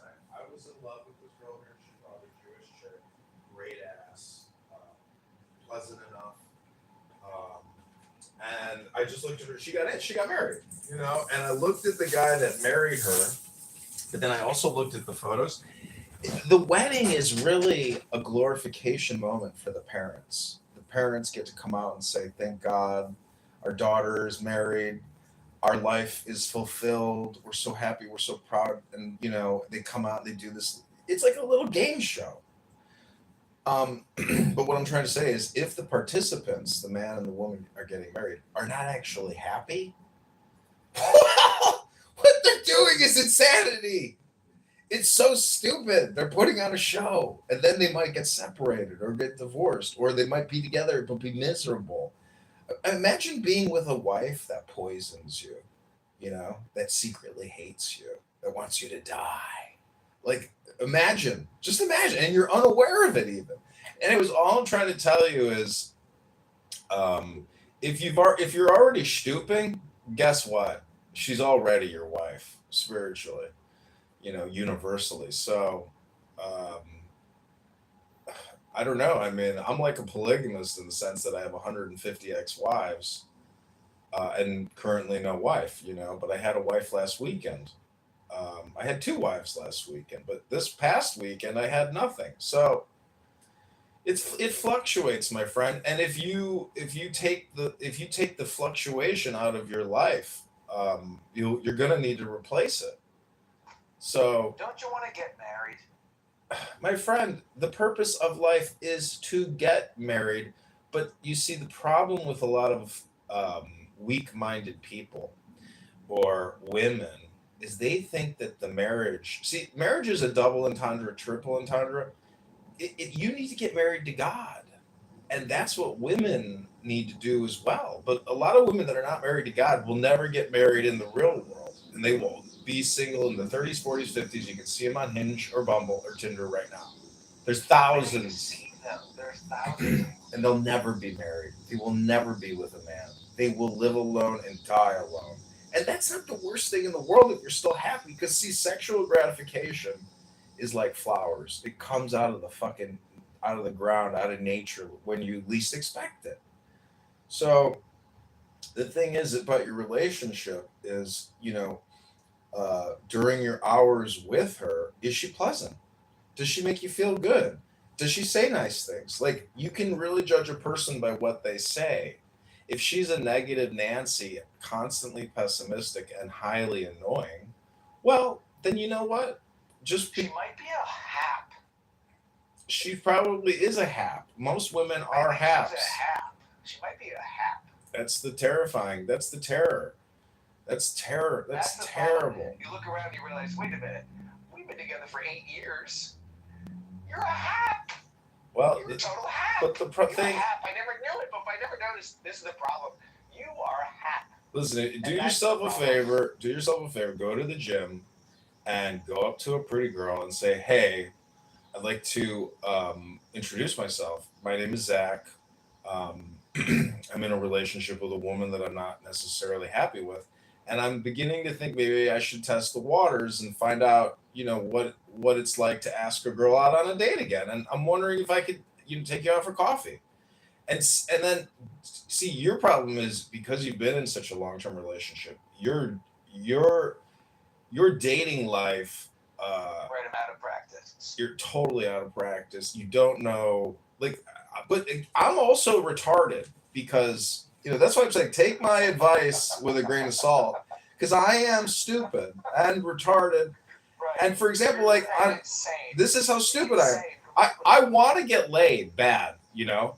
And when I have a beautiful woman in my hands, which is just like, you know, we were clicking, I don't even pursue and ask that girl to come back to my place because I'm having such a good time. And then she slips out of my hands, and I'm like, what? And then in hindsight, I'm like, dude, I'm fucking retarded. I could have laid that chick, and instead I just let her walk. You know, I just let it end. I'm like, it fizzle out. I'm like, why didn't I escalate it? Why didn't I say, hey, why don't I take you back to my place right now, and you know, we're gonna have another drink and a good time. Like, but I didn't say it. You were talking at the bar and then let her go. Yeah, and I'm just retarded. So that's why I say, like, even if you want to, even if you want to get out of your relationship and then you start pursuing and dating again and blah blah blah, you may find out that you're also fucking retarded, and then you'll say to yourself, "Fuck, I had a chicken in the hand." Laura is Who? You talking about Free Palestine, Nora? Oh my god, dude. I mean, bro, like, I'm just joking. She's yeah. She's in the audience. Oh, she is. I mean, yeah, she's a beautiful woman, but like, culturally, I think we're just too far at odds. But again, it's like she's one out of She's the. a Catholic. She's a cat. She's the world's first Catholic Muslim. I just like complimenting her because I want her to be happy, and I'm sure, and I know for a fact that she could meet a quality man that she could be in a relationship with. But it's my opinion that most people that are not in relationships are actually very highly annoying people, but also extremely lazy. Because all of my friends that you know are like wingmen to me, or we go out or whatever, I say, show me your hinge. Let me see your hinge. I look at their hinge. They have all these matches, and they don't even communicate with them. I'm like, fuck you. You are fucking lazy. Fuck you. Like, don't ever tell me or complain or say anything negative about your love life. Because all I have to do is look at the work. You do no fucking work. You're lazy. You might be a very lazy person too, so be careful. If you get out of this relationship, you may find out, oh, fuck, I am a lazy motherfucker when it comes to love.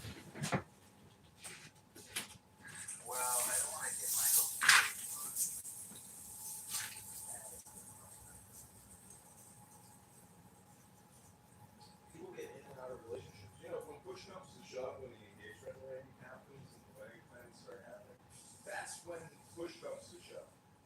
That's when you know you're really in it. You're just like out of it. And then You hear people say, like, on my wedding day, I do relationships.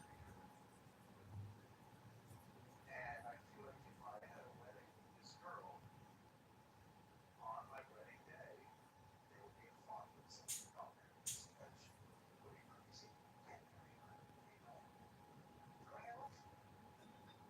And I guess I'm wondering if you're not holding me that much, but you know, married for a reason. I mean, you're a smart guy. I'm sure you had many that got when you weren't in several relationships over the years and then become a marriage and then to be the one you just told me about. That's one. yeah, there's more, but listen, I just want to quote it on the far where he said, nigga, everything's just one I stand, nigga. Nigga. Everything's just a one I stand, nigga.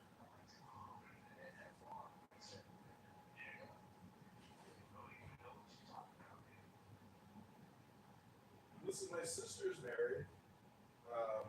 You know, the rabbis say the whole purpose of life is to get married, but they don't talk about the esoteric spiritual components of that, which is unity with God, the love of wisdom.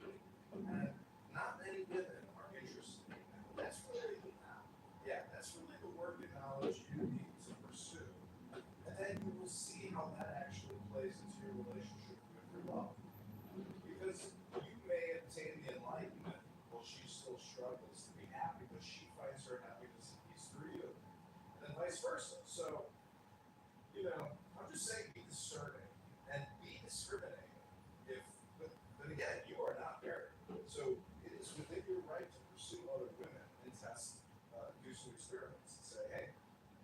actually can get this woman. But just because you get that woman doesn't mean you're gonna fucking marry her.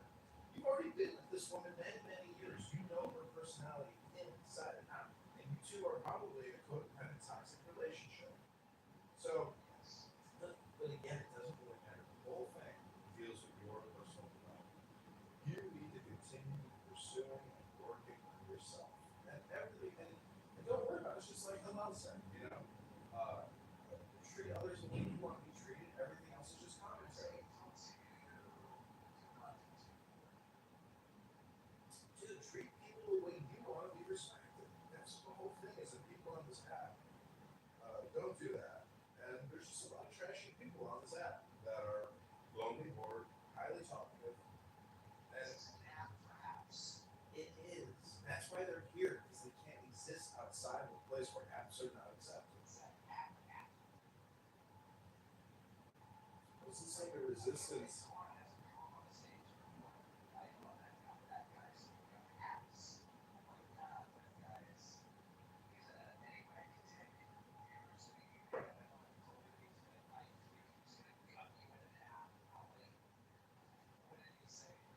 No, I'm just saying that like he's a very good example. He's a very good example of one of the worst types of apps. Someone where you're just like immediately.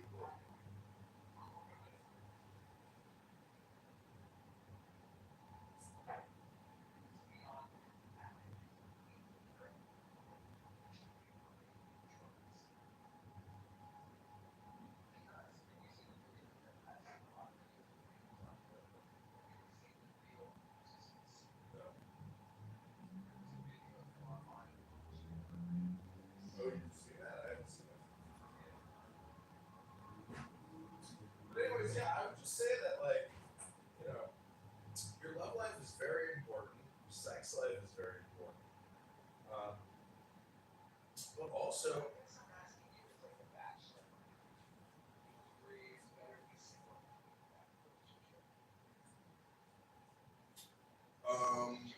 it really always depends.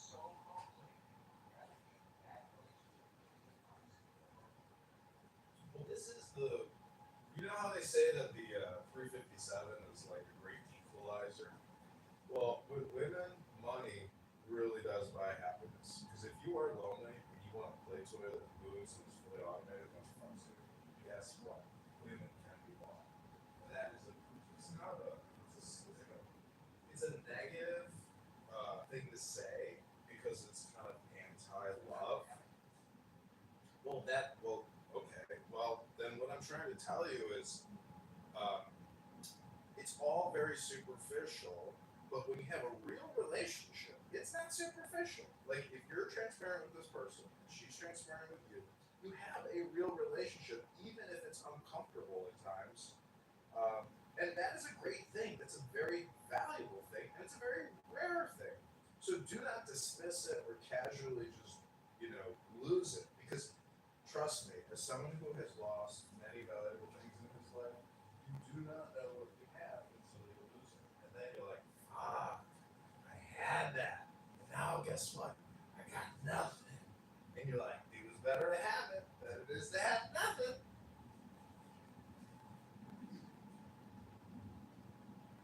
What's the longest you want to keep talking about this? No, we can't. I'm taking a break. I gotta head out of my house real quick.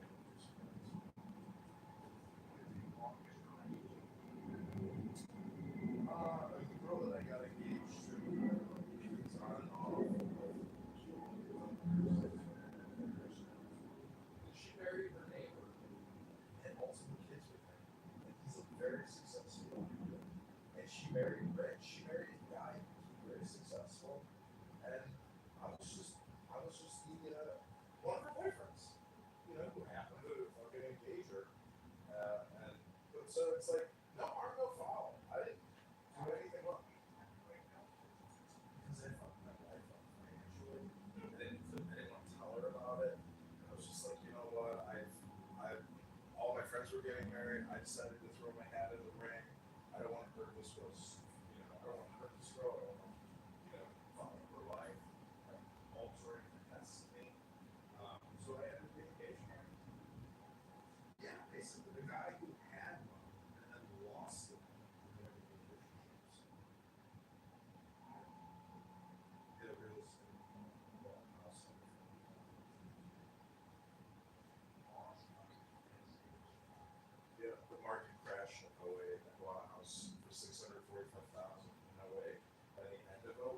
house was worth like $375, and I lost like everything I had in my life. Right? You literally got fucking in 08 in the house.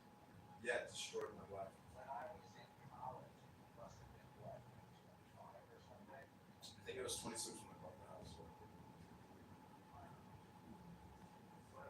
And that's the house that you're living in? No, this is a new house that I bought. And guess what? They have sued me. They sued me for the value of that house that I lost in foreclosure. And they've garnished my wages. They've stolen my bank accounts.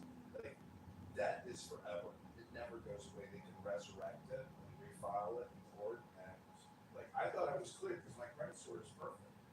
But no, in Illinois, they can come after you for 20 years for mortgage debt. And so they've destroyed my life financially. They debanked me. I am a debanked man. Every checking account I open, if I put any money in it, they literally steal it. They just close it and take it. Wow, that's crazy. So, how do you get money? They can't take my VA money or disability money from the army. That comes in the form of a check that you just cash or something. No, it goes into the checking account. They just those funds they can't take. Anything else that comes in, they can take.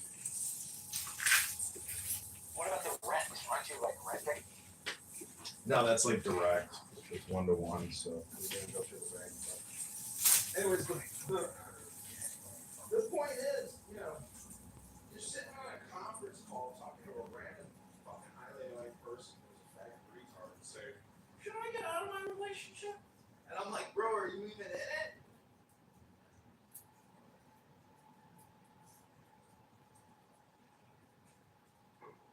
I'm telling you, if you don't do any personal development, nothing will change in your life. And oh really? Send me a link of you reading a book. It's so easy and it's so much fun, but you're lazy. That's why I say don't jump out of this relationship because there's a very good chance that you're just like all my other friends who are fucking lazy. And dude, you don't have a Hinge account, Bumble account, Tinder account. You're not swiping right. Bro, I'm on Hinge in every major U.S. city looking for conservative women aged 18 to 29. Do you know how few the numbers are? Everybody out there is a liberal fucking faggot. Everybody. There's a very small percentage of conservative women out there. But when you go city to every, you know, if you look at the top 50 U.S. cities and you filter and you get all the hot conservative chicks, you're like, damn, there's some hot motherfucking bitches. But since you're broke as a joke, you're not a fucking millionaire. You're not gonna get laid, bro. So keep what you got. Love what you got. Appreciate what you got. And if it's not good, well then keep it anyways, because you got nothing else.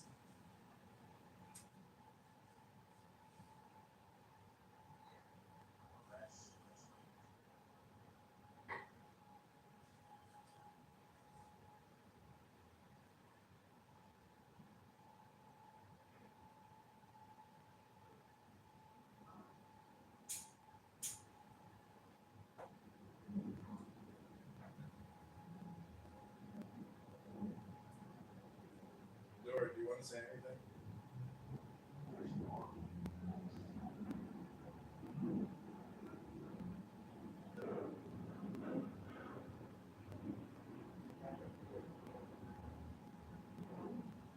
Yo, but seriously, I mean, read without a shaking. Make a recording of yourself reading without a shaking. Make a priority this month, and send me a link to where I can play it. You'll have to prove to yourself and to me and to others that you can focus and concentrate your mind and read a fucking book. Yes, but I say you need to film. Just take your fucking camera and hit that fucking record button with a video and record yourself or a book or a picture. You have to become a filmmaker. You have to become a video creator. If you don't, you're fucked. You can't compete. There's lots of losers out there that got dreams, but they don't have videos to support their dreams. They just don't. And it turns out. Yeah. I'm gonna ask you to go on YouTube. All right.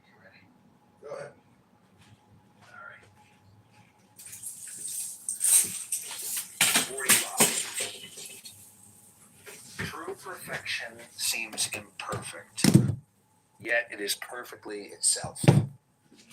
True fullness seems empty, yet it is fully present. True straightness seems crooked. True wisdom seems foolish. True art seems artless. The master allows things to happen. She shapes events as they come. She steps out of the way and lets the Tao speak for itself. All right, I did it. Are you there?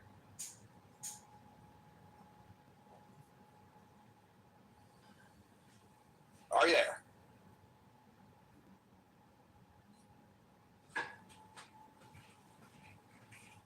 Did you just have a heart attack? Yeah, I'm here. Sorry, I was in the other room. But see, you're not actually doing it. You're doing what you do, which is use my publishing.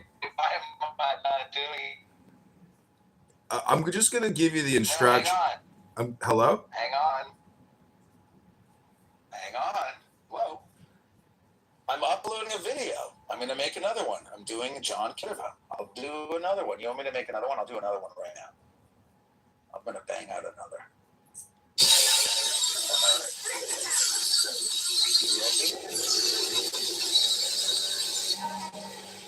All right. My hand is kind of shaking a little bit.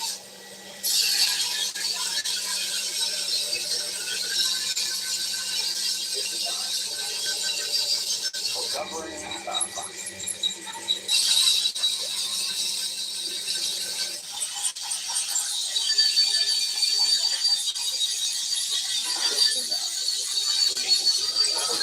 a country well, there's nothing better than moderation. The mark of a moderate man is columns of the sky, all pervaded, firm like a mountain, supple like a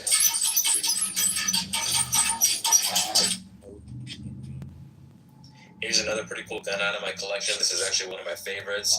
This is a French Moss 44 or a Moss 1944. These are extremely rare in that only 6,200 of these were ever produced. They were used by the French Navy in the Indochina War or Indochina Theater. It has a 10-round detachable magazine chambered in 7.5 French. You can feed it through stripper clips, or you can feed it through the magazine and insert the magazine into the rifle.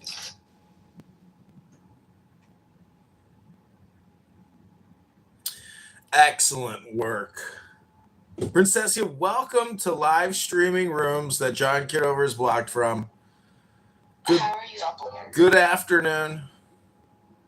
Hello, good afternoon. How are you in there on your Anon accounts?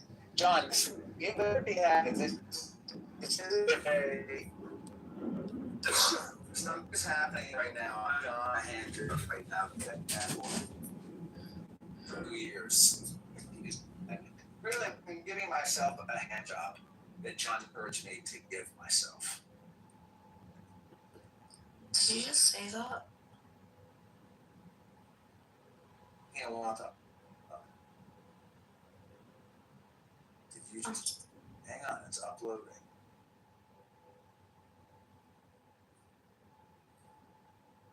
Return to Wi-Fi. Is there anything you want to say, Princessia? What is that? Copy link. Copy link. Can y'all not hear me? Post is under review right now. It can't be shared right now. Post is under review right now. It can't be shared. Post is under review. I guess I should just make another one. Should I just do another? Testing. Yes, we can hear you. Zach is ignoring you, apparently. No, I can hear you. All right, hang on.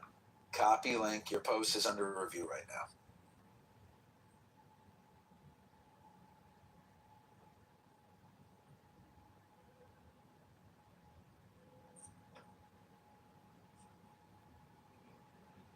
"26. The heavy is the root of the light. The unmoved unmoved is the source of all movement. Thus, the master traveler, fuck, you gotta do it over. Do you ever do it over? You ever fuck up, or you don't? You just do it live. You just do. Well, when I use YouTube, I do shorts, 3-minute ones, and I just keep going. If I fuck up, I just keep going. Yeah. No, I do it live, or I do it shorts. If I do it live, you can do what's called clipping. You hit the little Right, and you click. create a highlight, and so every 60 seconds, you just create a new highlight. Click every 60 seconds, and then it creates the shorts. All right, here we go. 26. The heavy is the root of the light. The unmoved is the source of all movement. Thus, the master travels all day without leaving home. However splendid the views, she stays serenely in herself. Why should the lord of the country flit about like a fool? If you let yourself be blown to and fro, you lose touch with your root. If you let restlessness move you, you lose touch with who you are.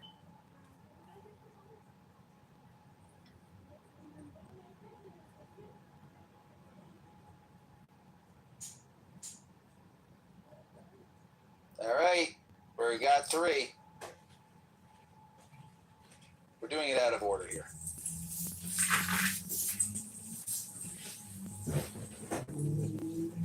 Copy link. The link has been copied. You know what? If you accuse your girlfriend of being a highly annoying person, I got some bad news for you, Zach. What? I'm a highly annoying person. Yeah. Wait, why? I thought you don't have a girlfriend. I don't really. Kind of already pulled the trigger here. Yeah, you've been cheating on her with a girl online. Not really. See, the way to know whether or not you're a highly annoying person is if you actually just like sit down on a cushion in the sun and shut the fuck up. Because like when you have a partner, if you don't actually practice meditation, relaxation, concentration, and focus, it's just like a clubhouse room in the real world all the time. It's highly annoying. It's toxic and stupid.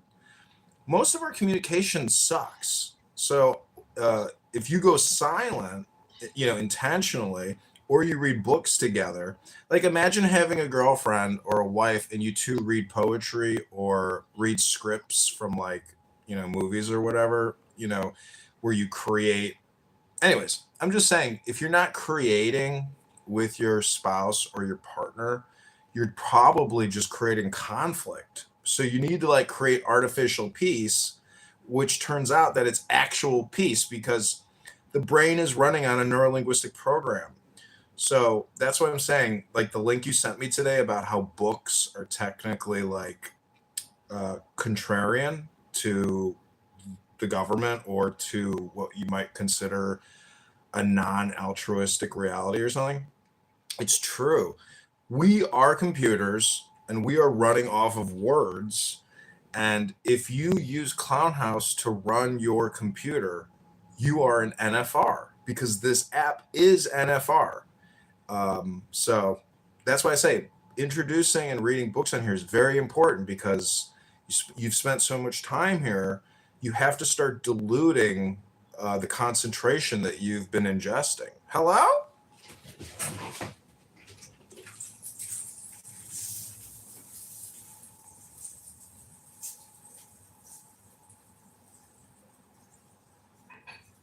All right, well, I made 3, and I'll do more later.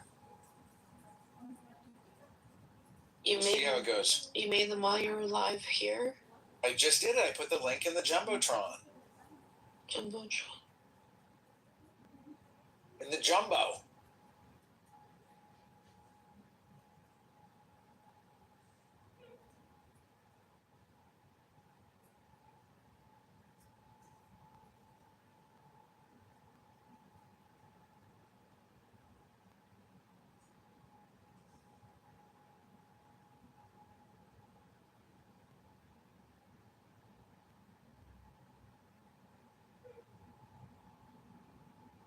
Look, I'll tell you this about personal development.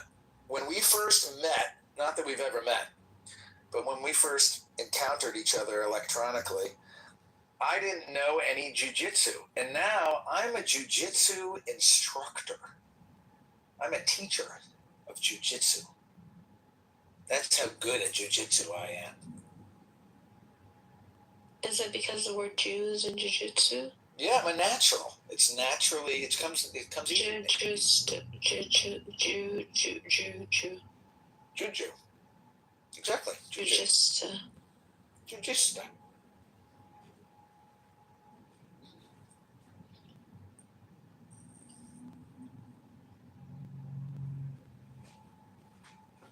Kitover is trying to get his 20-year-old back. John, you can't say I never made videos. Now you got to say, now you just have to say I have to make more videos. Oh, interesting. So you've changed reality by doing a little work. You read a book. It's so fast, isn't it? Right. The world is now changed. We're in a new universe now because of that. Wow. All your complaints have been retarded.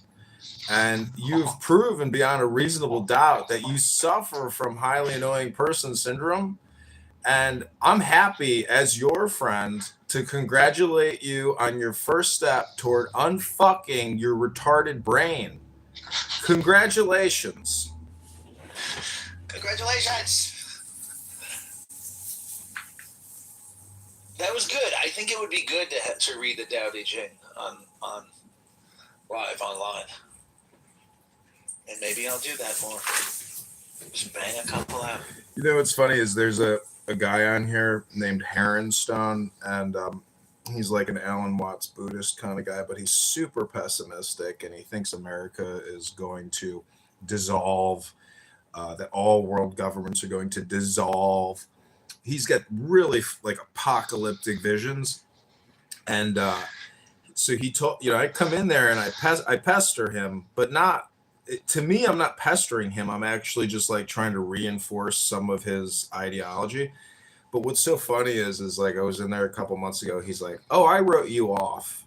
He's like, "I already wrote you off." He's like, "Don't." What does that mean? Meaning, like, don't bother even communicating with me anymore. I've written you off. Fuck you. And so, like, I just wanted to tell you that I had also written you off, but today you proved me wrong. There you go. Proved wrong. Slightly less highly annoying.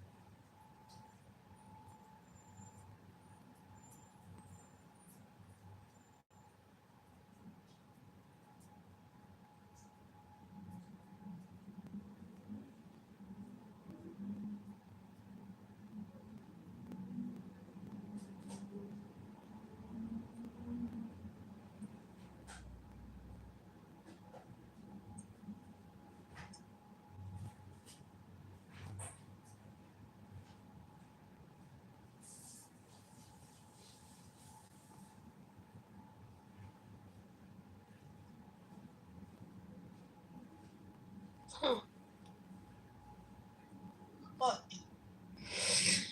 Yeah, I was looking at my one of my friends from Twitter that I knew from like old Twitter, his TikTok. I don't know how he keeps getting these beautiful women. He's always like landing beautiful women. I did land this really hot 20-year-old and 30-year-old 2 weeks ago. And it's amazing how, yeah, when it rains, it pours. But I will say that she was a super, she was a super highly annoying person. And I think ultimately it was just like, I want to buy this, I want to buy this, I want to buy this, I want to buy this, I want to buy this. I'm like, whoa. I'm like, I'm not taking you shopping like nonstop. You've got to go buy your own shit. I think you should go back to her, and I think you should marry her. Well, I was going to text her after 10 days. because she became such a highly annoying person that I stopped communicating with her completely. Because the problem with telling a woman, "Hey, I'm going to be your sugar daddy and buy you whatever you need or want," is that that frames the whole relationship around that entire communication, and it instantaneously creates a toxic relationship, and it's so annoying from the perspective of a person, that wants to have a loving relationship, that it's not a relationship. It's literally buying someone's body, hopefully, uh, but but there's no real relationship there. It's totally artificial. So that's what I'm saying. Like, prostitution definitely is the oldest um, career, you know, much more than birthing children, or midwifing. Because like some people are so stupid that they think animals are racist, and they think that animals also practice prostitution. It's possible that monkeys in the jungle practice prostitution. I don't know. All right, temporary. Hello? Temporary pause. Temporary pause. Temporary pause. You did say a lot. Excuse me. Just a temporary pause. Oh, your girl came into our room the other day, Zach. No way. Is her name like Boo something? Yes. Can you have I a knew it was temporary? her. Can you have a temporary pause, please? Temporary pause, please. I'm asking for a pause. Temporary pause starting now. Take the deepest breath of the day. Hold it for 5 seconds. Let it go. Temporary pause. Number 9. Fill your bowl to the brim and it will spill. Keep sharpening your knife and it will blunt. Chase after money and security and your heart will never unclench. Care about people's approval and you will be their prisoner. Do your work, then step back. The only path to serenity. Thank you. You may continue. You may continue now. So wait, Rome, what happened? Hello?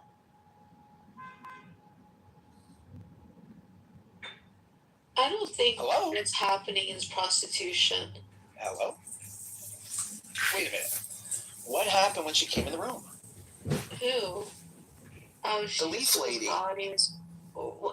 Al Leister just said a lot. He just poured out his heart, and you're gonna ignore it. So what? He's a prostitute. He was prostituting. He's a John. 45. He's a John Kitover about 20 years old. True perfection seems imperfect, yet it is perfectly itself. True fullness seems Infrastructure has been falling apart. Bro, your TikTok's fantastic, dude. Dude, that's gonna be like, I'm telling you, dude. If the algorithm doesn't reward you, keep pushing. You've got gold in your hands there with that book, dude. I'm telling you. Like, if you could. No, it's good. Yeah. It's very good. I think you're right. You're the man. You're a very good. What do you mean? Good He's advisor. I had not a fucking. successful on TikTok. God damn it! Hang on. Don't curse. I fucked up. Delete and re-edit. Olivia needs to come here to hear your story about how you're trying to get back with the 20-year-old. No, I'm not. I'm like, I thought about texting her, and then I thought about it again. I'm just like, nah, I'm not gonna text her again. Like, I already know. I know her well enough. Like, we had enough time together where I know that I cannot have anything to do with her. Like, she is. John, do you ever think about moving? I'm moving right now, my friend. No, I know, but like, seriously though. Oh, you're talking to yourself. You're doing what highly annoying people do, is project onto me. Okay, just continue reading your book. Hello?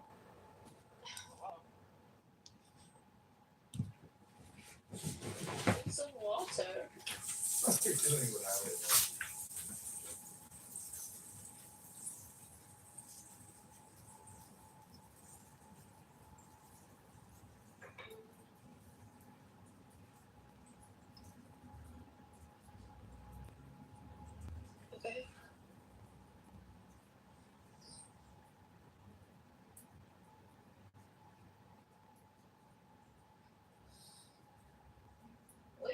Zach just posting stuff on TikTok?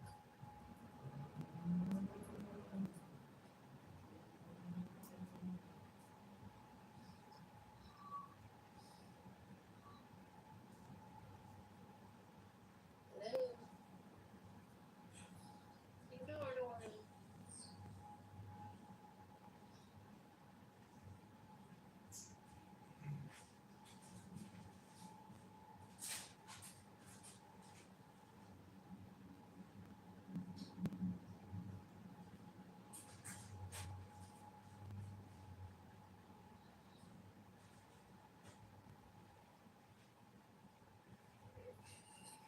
All right, I guess I got to do it again.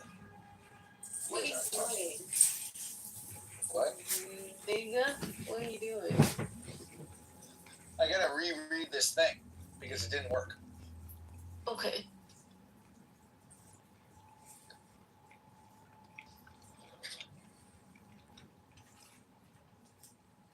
Mention cars?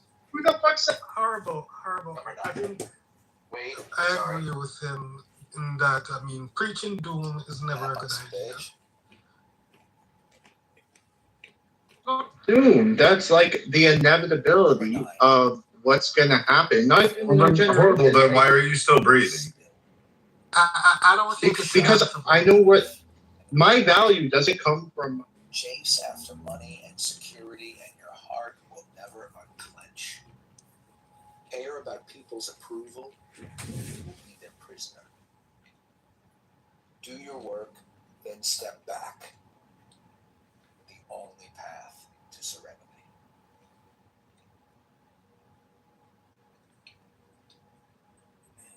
All right, there. You may continue. Well, see, Princess, you see what this guy's doing right now is he's creating content gold for people who will come across this room. I mean, come across this content and say, "Holy shit! What the fuck is this? Is some like magic? This sound." What is he talking about? Yeah. Oh wait, this is my favorite one. Wait, another one. I'm gonna do another one. This is my favorite one. I mean, it's hard to pick a favorite. This one is good. 56. Those who know don't talk. Those who talk don't know. Close your mouth, block off your senses, blunt your sharpness, untie your knots, soften your glare, settle your dust. This is the primal identity. Be like the Tao. It can't be approached or withdrawn from, benefited or harmed, honored or brought into disgrace. It gives itself up continually. That is why it endures.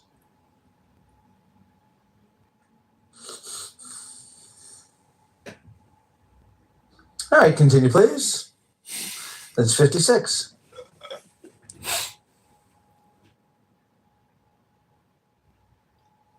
Boom, boom, boom, boom.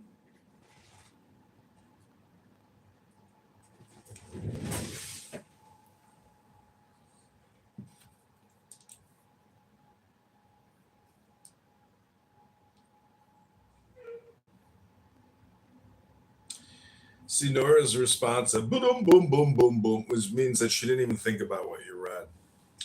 And so she's, not on the way like you and me, but good luck, Nora. If you would have understood. I hate to say it. Hello? This is going to be the last time, but it keeps adding this music. So I'm going to do this one more time. I'm going to do number 9, starting now. Number 9. Fill your bowl to the brim, and it will spill. Keep sharpening your knife, and it will blunt. Chase after money and security, and your heart will never unclench. Care about people's approval, and you will be their prisoner. Do your work, then step back. The only path to serenity.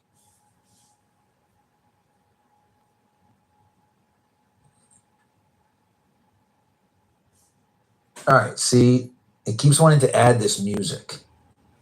All right, but now I've done it without the music, so you may continue. And I think I'm going to stop for the day because I do have to go back into my automobile.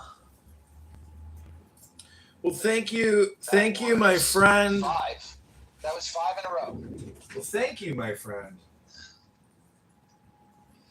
I think that you're right. I mean, it's definitely not a bad use of time.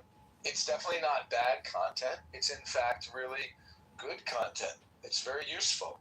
It's not just the Tao Te Ching. There's a lot of wisdom books, and there's a lot of wisdom in the books. Sorry, I'm hiccuping here. Wouldn't it be amazing if you resolve all your problems, financial, geographic, love, because you started reading books on TikTok and your TikTok becomes a big success and you're like, bro, you changed my life. I was like, crazy. Well, you were a SHAP, NFR, ESL, and I just... You were an ESL, NFR SHAP, but then I brought you out of the goo. Yep. I raised you up, and now I return you back to society to be a man. Just like Noura here. She'll never go in another elevator shaft and scream jihad. She just won't. It's just, she's already done it.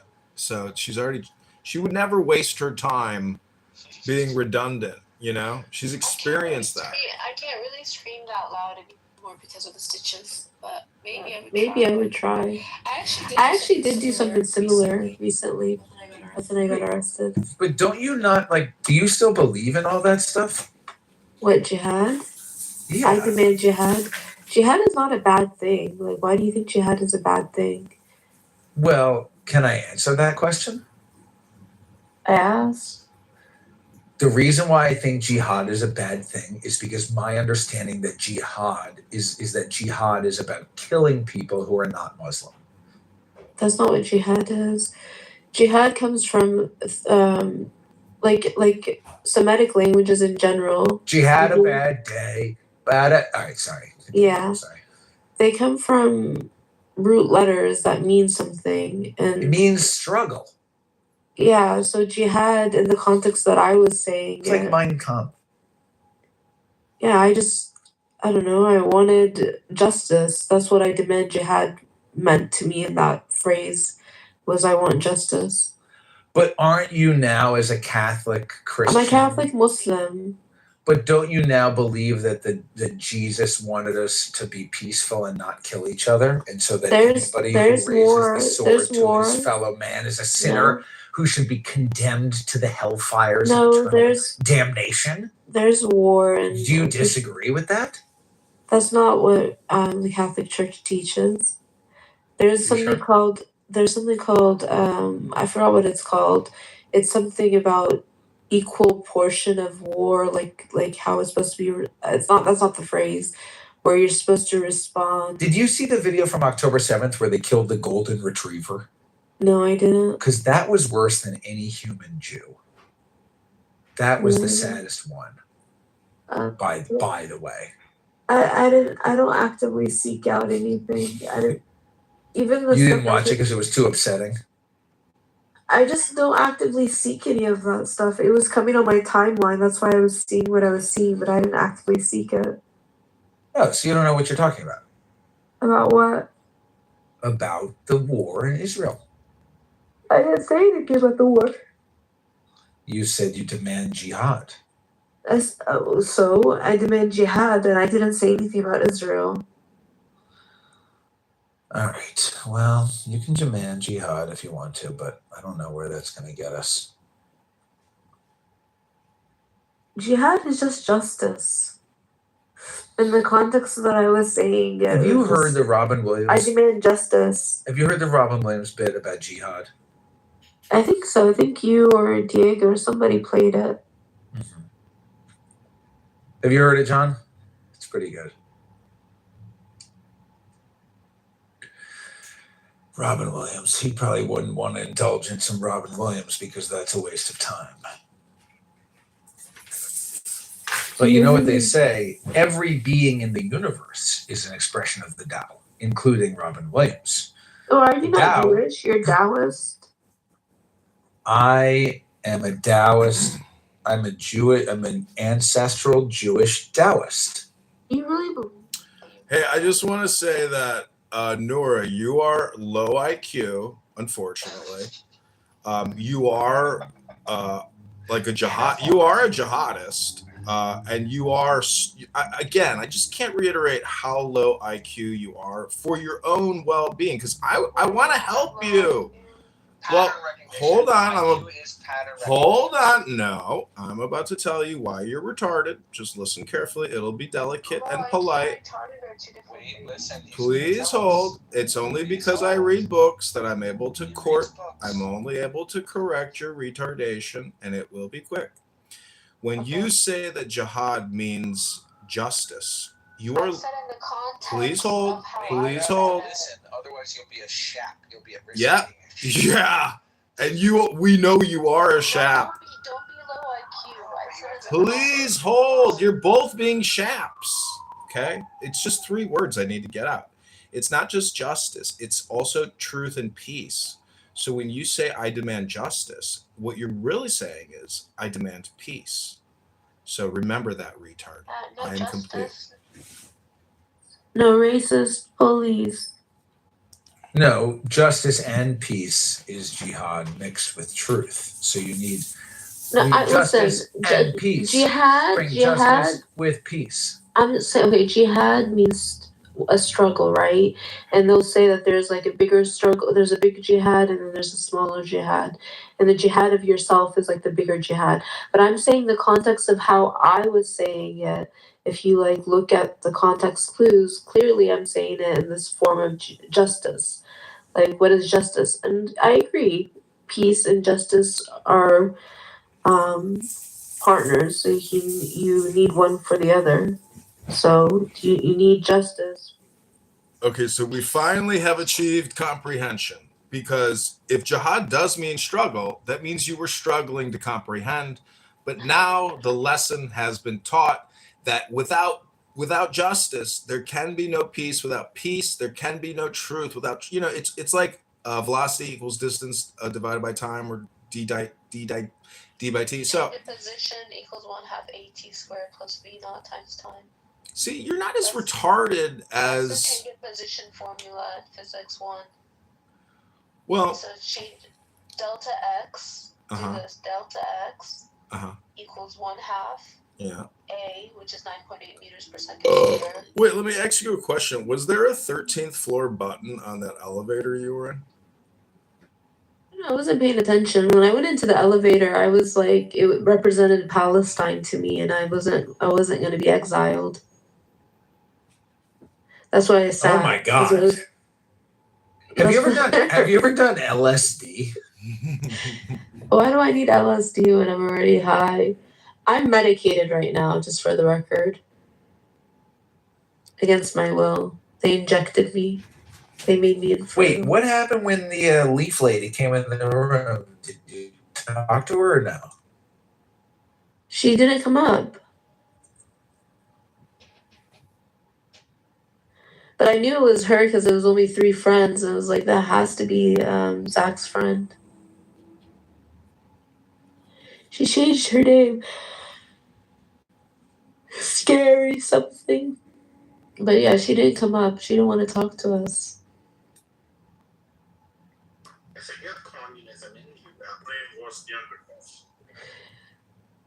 Are you wearing gold chains on your shirt?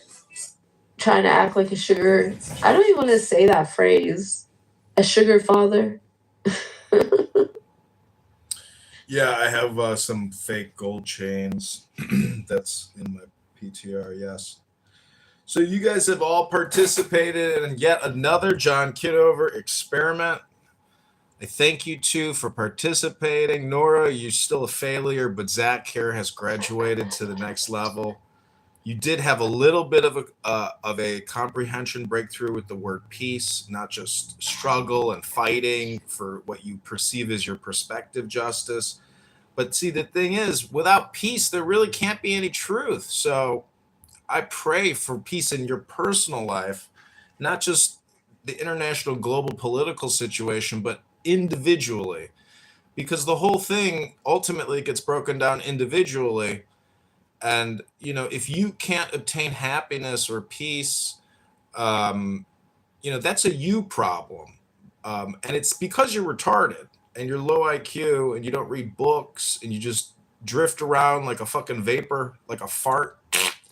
And you just go from one video TikTok to another Instagram to another YouTube to another clown house room to another Diego thought. Oh, he's so handsome. He's the greatest fucking fat, obese neo-Nazi married to a Ukrainian bitch that he's divorced. He's got all these illegitimate children. Oh, Diego. Get it out. Get it all out of your system, loser. That's right, Jihadist Jane. Get that fat Nazi dad bod, fucking balding, slimy, low IQ faggot, gaslighting retard out of your mind once and for all. Free yourself from the Diego fart. I met the guy at a gas station. He didn't even get out of the car and stand up and shake my hand. That's how much of a lazy fucking faggot he is. You know, when I'm in the presence of someone that I want to show respect to, guess what I do? I stand up and I address that person and I shake their hand because I'm a former military officer, a trained soldier on protocol, procedure, movement. Not like that fat fucking loser, slimy, anti-Semitic faggot retard who was helping people was literally in laundromats helping people commit money laundering. I don't know what you're talking about. It's weird. Hello? You don't know Robert Taylor?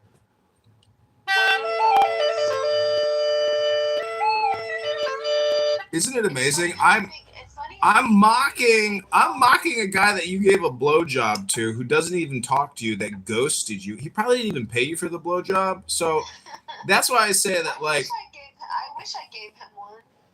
oh, well, whatever you did do, you know, we tried to help you do your crisis control communication management, but you didn't help at all. You're the reason I rage baited that night. I'm not so sure what you're talking about, but this has You been. came in and you attacked me while I was being. You're the reason that I rage baited that night. Ooh, that's a good song, right? That's a Suno. Holy shit! Let's pop that one in. I got 1 day left on my subscription. He rage baited me like crazy. Let's do it. Let's put that in Suno. Rage baited me. Rage baited. I love Diego though. It sounds like you love him too. We're gonna do a simple. So, what was the what did we just say? You're the reason. You are the reason. Who mistake? Rage baited me last night. Last night. Baited me. Rage baited me. Okay. Make it a song to get Diego back. Okay. Diego, forgive me. It was our Leicester's fault. Yeah, this is my last day on my Suno subscription. I'm gonna let it pass. Take a break. I think the other day I created like 100 songs in a day, and I know this guy who's struggling financially. It's not you, Zach. There's a lot of other people who struggle financially, and he has a miserable job. Cleans up garbage all day. He basically cleans up garbage. I'm not kidding you. Like, the guy is a garbage cleaner at a big bar. But without further ado, this is Thumbs on Fire.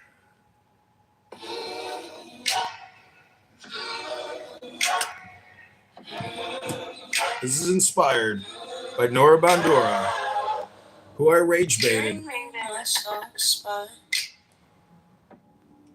You pressed it anyway. Sent that little spark, then stepped out the way. Read my post like text, then fed it back to me. Now my hands still shake from what you made me see. You knew what it would do.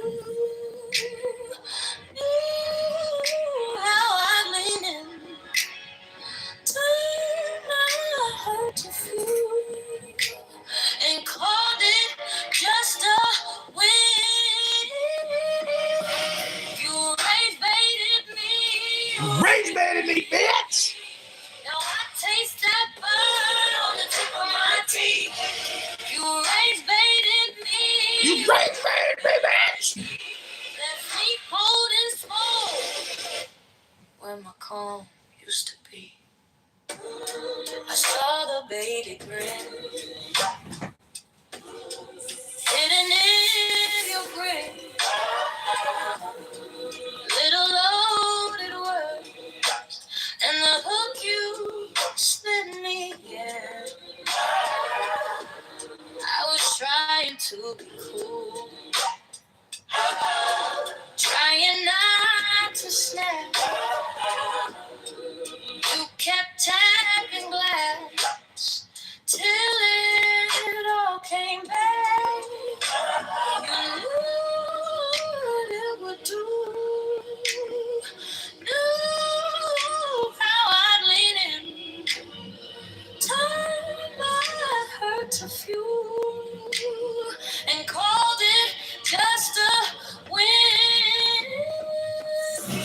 You rage baited me, you rage baited me. Now I'm rage baited me, bitch! On the tip of my teeth. You rage. You know what? I think that John Kitover is right. I am a highly annoying person. Actually, I'm a super highly annoying person.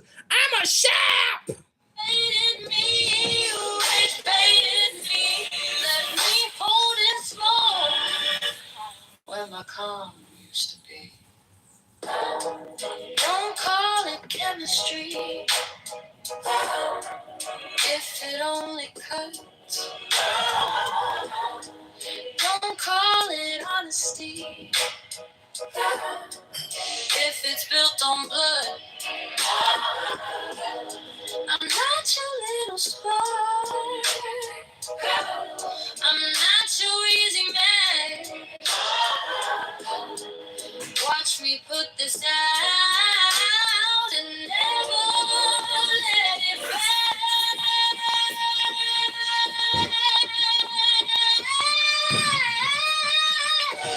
You rage baited me. You rage baited me, bitch. Now I taste that burn on the tip of my teeth. You rage baited me. You rage baited me. I can feel the door shut soft inside of me. Rage baited me, bitch! You know what you did? You rage baited me, bitch! You are a highly annoying person! You rage baited me, bitch! Hello? This is another John Kitover banger. This is version 2 of Rage Baited Me, bitch. This song is inspired by Jihadist Jane, a retard who's wasted a lot of time running her mouth on a conference call app known as Clown House. Noura Princessia Bandura and her fat dad bod lover, the Nazi faggot retard Diego! Read my post like text and fed it back to me. You are a highly annoying person, it's a fact. From what you made me see, Your position, political you ideology. know what you would do. Know how I leaned in. Time I heard to you, called it just a win. You rage baited me. Rage baited me, bitch! You rage baited me. Rage baited me. Now I taste that burn on the tip of my teeth. You rage baited me. You rage baited me. Rage baited me. Let me hold and smoke where my calm used to be. I saw the baited grin hidden in your grin. Little loaded words and the hook you slid me in. I was trying to be cool, trying not to snap. You kept tapping glass till it all came back. You know what it was. All right, that's another banger from the John Kitover Band. My hypnosis experiment has been a huge success. I managed to get one NFR to read a very valuable book today. I got another crazy ideologically person and religiously ideologically just a total fucking dingbat, but a nice person. But nonetheless, she has accused John Kitover, Chicago mayoral candidate, of being a rage baiter. I am a masturbator, but I am not a rage baiter. I believe in myself.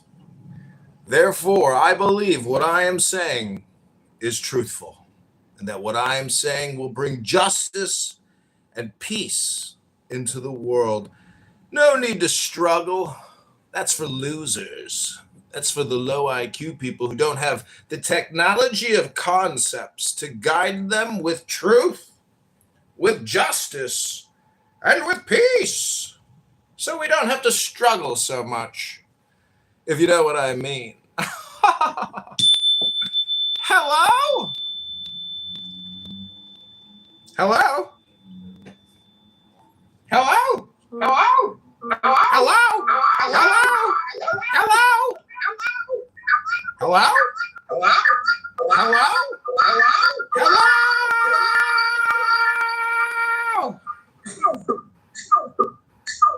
Hello? Hello? Hello? Hello? All right, so I got this cool Bluetooth. It's like a big speaker Bluetooth. It's pretty dope. So I'm going to hit this fart button here.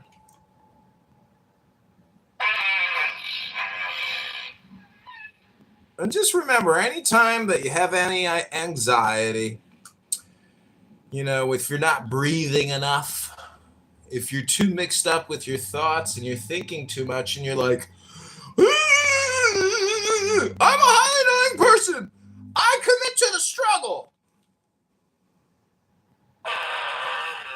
Just remember to smell your own farts, because a lot of people mixed up in the struggle, they don't even smell their own farts anymore. And when I rip a big fart, I like to be in the moment, in the now. In Zen, they call it being in the now. So I take a whiff of my own farts sometimes, because I think I've come to the conclusion that 80% of people walk around with shit in the crack of their ass because they don't even use baby wipes.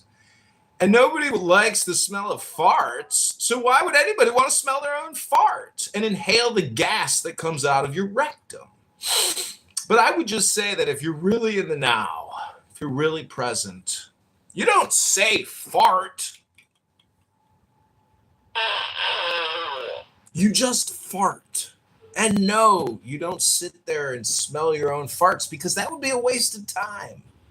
You would be a retard to smell your own farts and then share those plume opinions with other people. And you would be retarded to even listen to a man at 2:52 p.m. Central Standard Time on a Monday at a work day sit here and talk about.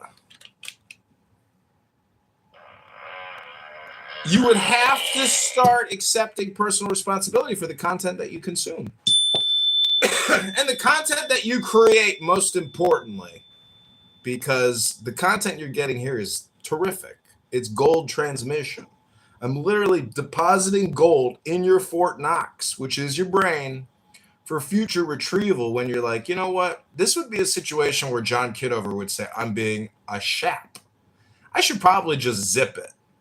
Put a zipper over the lips and just zip it, because you would be like, yeah, John Kitover would accuse me of being a shap right now. That's the way I would view all future shap events.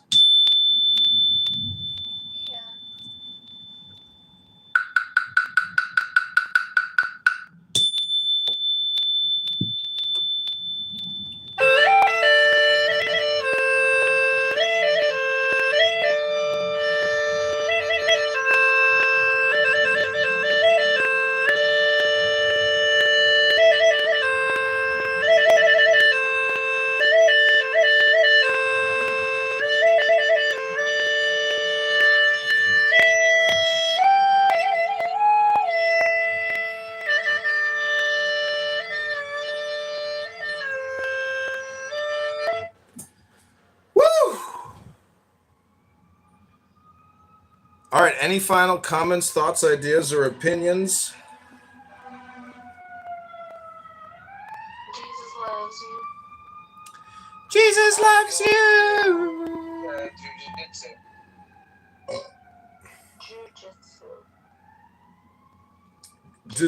Did Moses invent jujitsu? Oh no, who was it? It was Isaac. No, who was it? It was Jacob. Yaakov!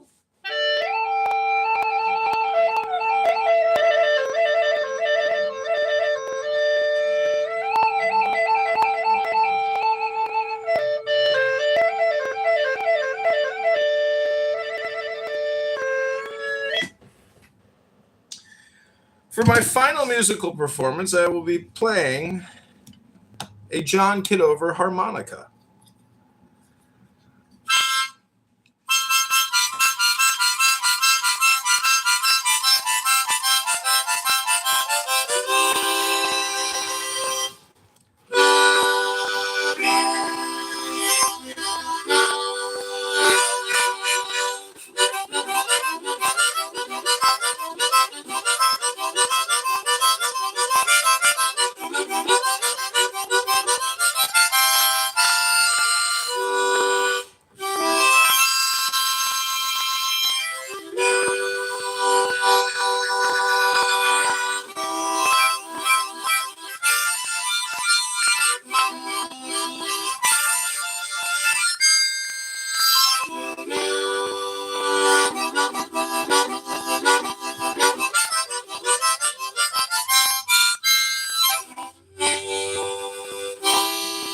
Ladies, just imagine what I could do for you down there if I can play a harmonica like that.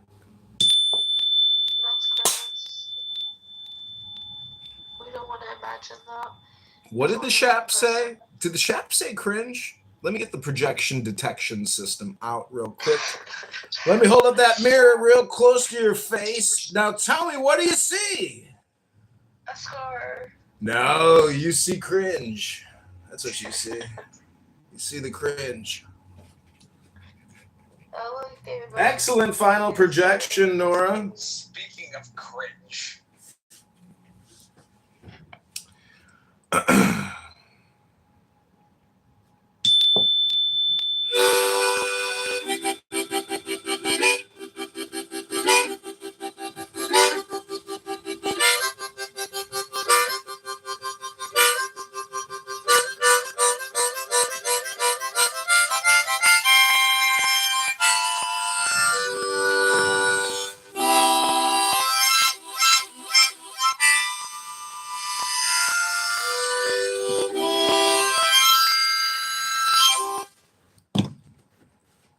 Okay, I'm going to read something real quick before I end this live stream.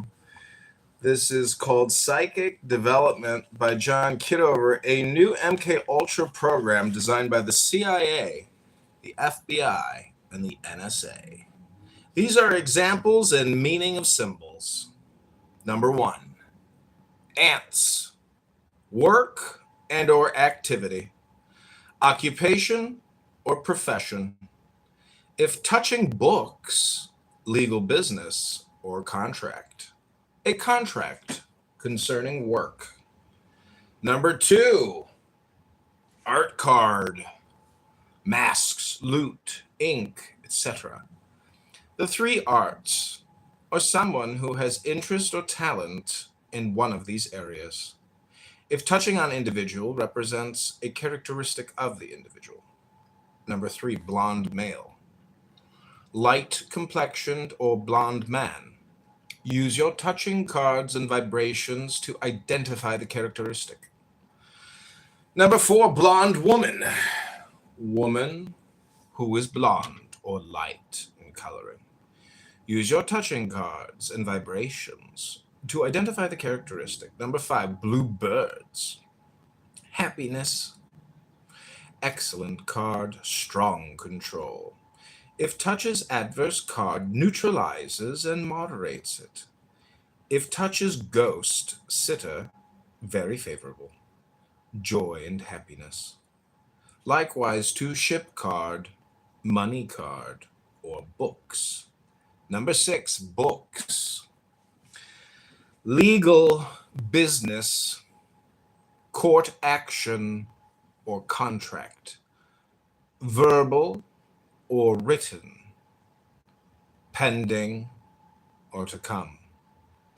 Depending on position and surrounding cards. If this is next to heart with swan, love, and ring in box, proposal, denotes marriage. If books next to ants, a contract or agreement concerning work or activity.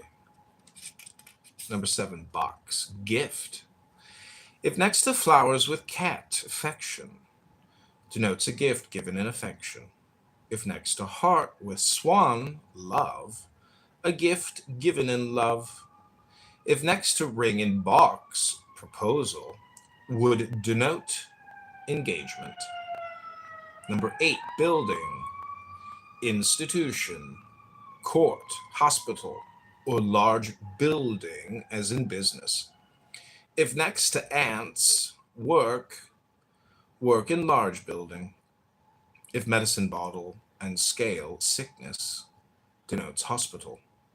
If touches books, legal affairs or contract, etc., denotes court action. Number 9, castle, romance, next to heart with swan card, love, and ring in box, proposal, an affair of the heart. Number 10, crickets. Good luck. Very good, strong control card. Add strength to any it touches.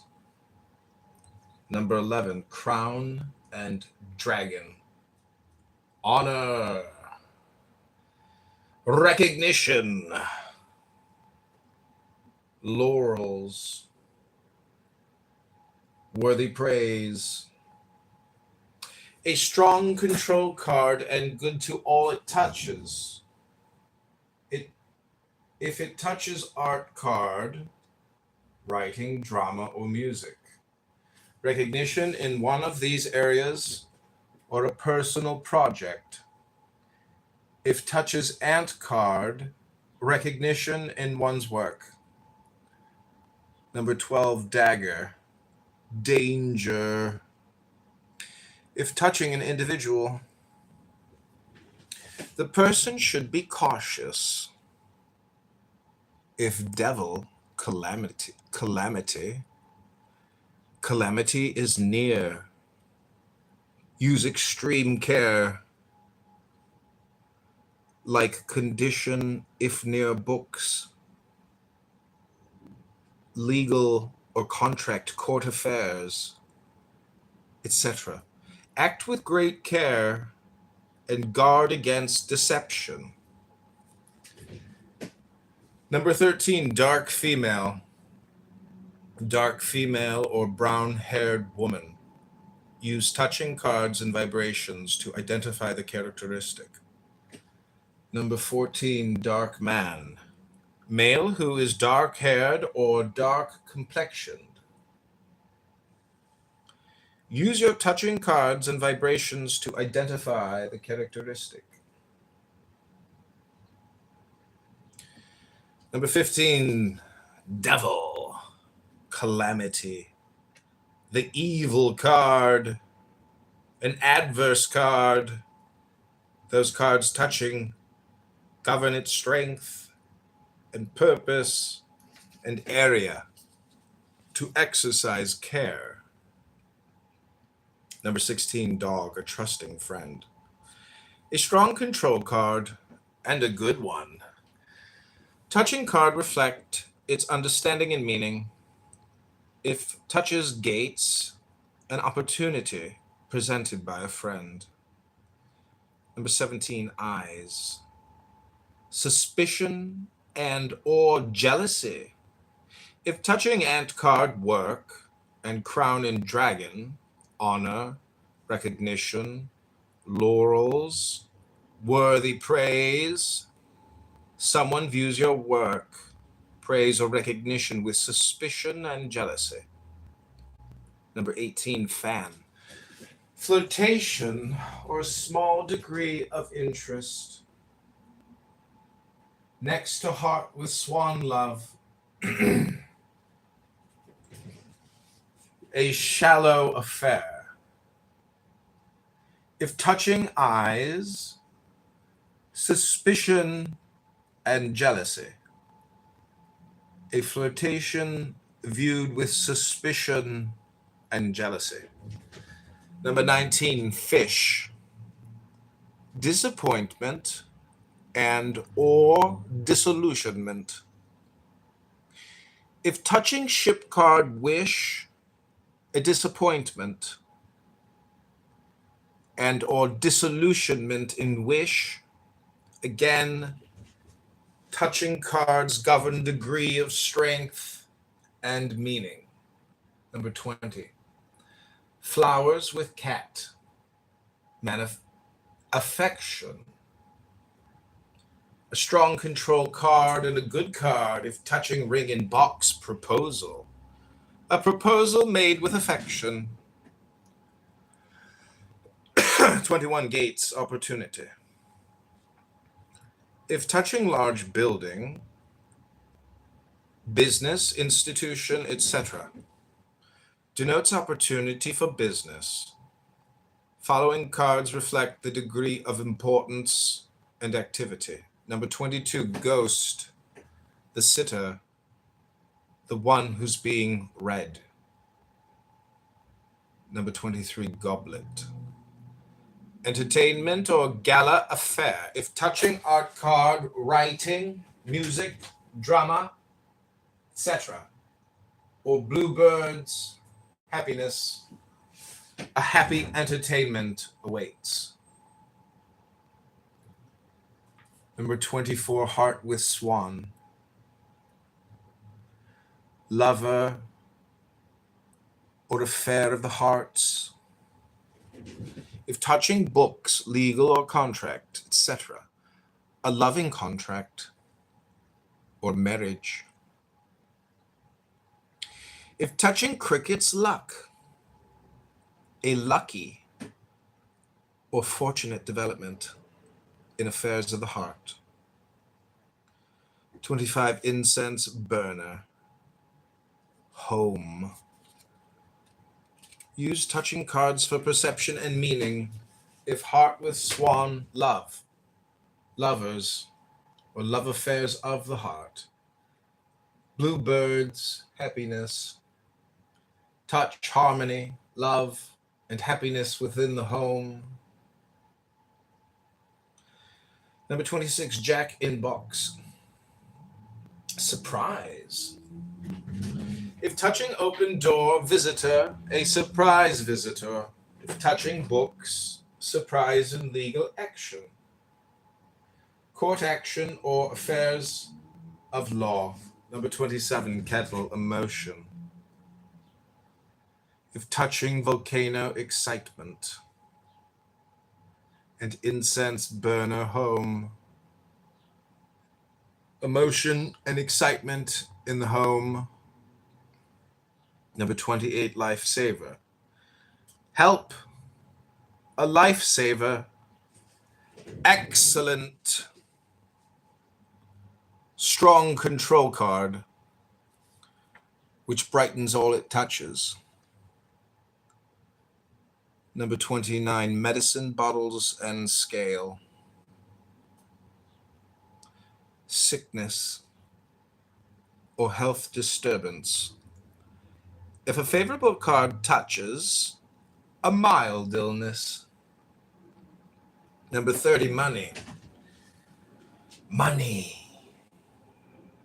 If dagger, danger. Touching. Guard against personal loss and or assault. If touching the ghost, sitter, money coming directly to the sitter. Number 31, mountain. Distance in the future. If preceding ship card, a delay in the sitter's wish. When this card is seen in any of the 3 rows, that row refers to the distant future. Should the mountain card appear in the first row, would indicate that things in the sitter's life will remain relatively the same without notable change, and the reading is directed after this time elapse. Number 32, older woman and man. A woman or man older in years than the sitter. Use the touching cards and vibrations received to identify the sex and characteristics. Often this card reflects the parent image. Number 33, open door, visitor.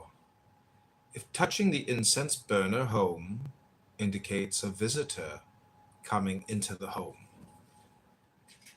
Number 34, peacock, pride. If touches an individual's card, indicates one who has a great deal of pride. Pride being the identifying characteristic of that person. Number 34, pride, peacock. Number 35, rickshaw, travel or journey. If touching above incense burner, home indicates travel into the home. If after incense burner card indicates travel from the home.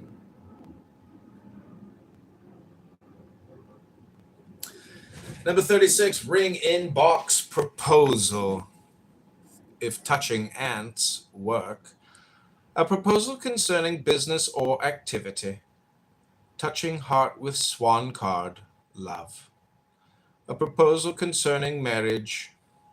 If dog touches, news of a marriage of a friend or someone close. 37, ruddy complexioned man, male who is ruddy complexioned, flushed, or reddish color of hair. Use your touching cards and vibrations received to identify the characteristics. Number 38, scroll, communication, wire, note, letter, phone, or cable. If touching individual and ants, work.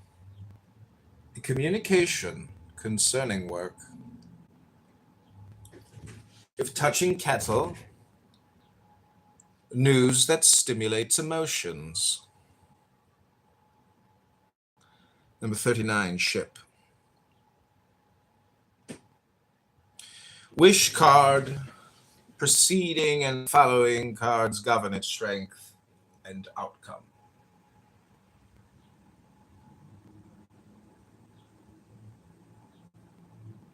The row it is in indicates the length of time for it to manifest.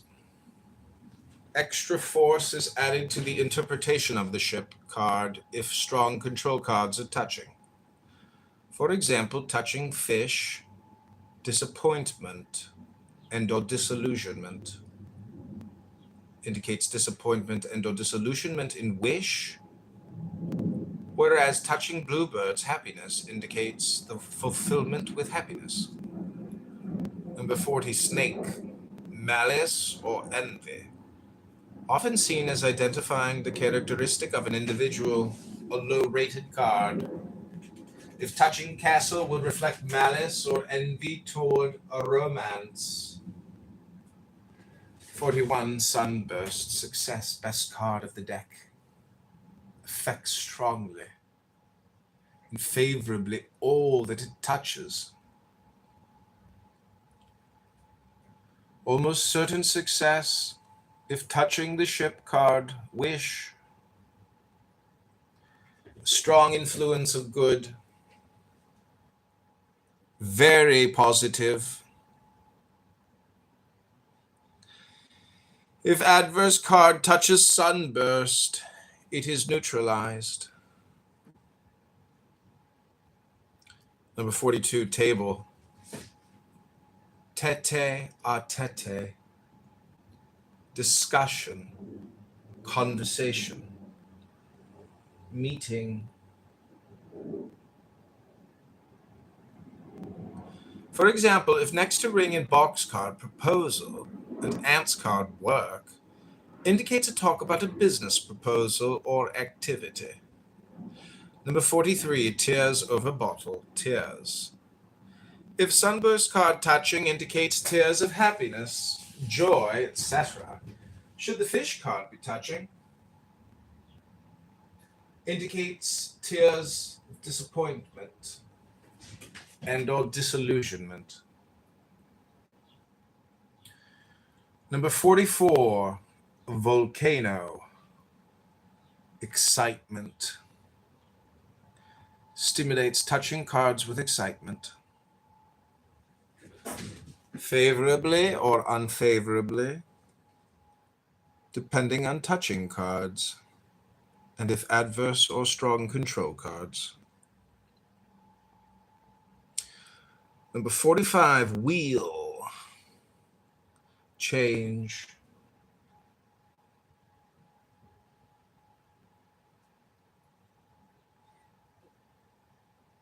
If touching ants card work, change in work, touching kettle card emotions, a change in the emotions, a change in the situation affected by the touching cards. Okay, that is your John Kitover Psychic Development. That is a system of symbols. It was 45 symbols. Number 1 was ants, 2 is ant card, art card, 3 is blonde male, 4 blonde woman, 5 blue birds, 6 books, 7 box, 8 building, 9 castle, 10 crickets, 11 crown and dragon, 12 is dagger, 13 dark female, 14 dark man, 15 devil, 16 dog, 17 eyes, 18 fan, 19 fish, 20 flowers with cat, 21 gates, 22 ghost, the sitter, 23 goblet, 24 heart with swan, 25 incense burner, 26 jack in box, 27 kettle, 28 life saver, 29 medicine bottles and scale, 30 money, 31 mountain, 32 older woman or older man, 33 open door, 34 peacock, pride, 35 rickshaw, travel, 36 ring and box, proposal, 37 ruddy complexioned man, 38 scroll or communication, 39 is ship, your wish card,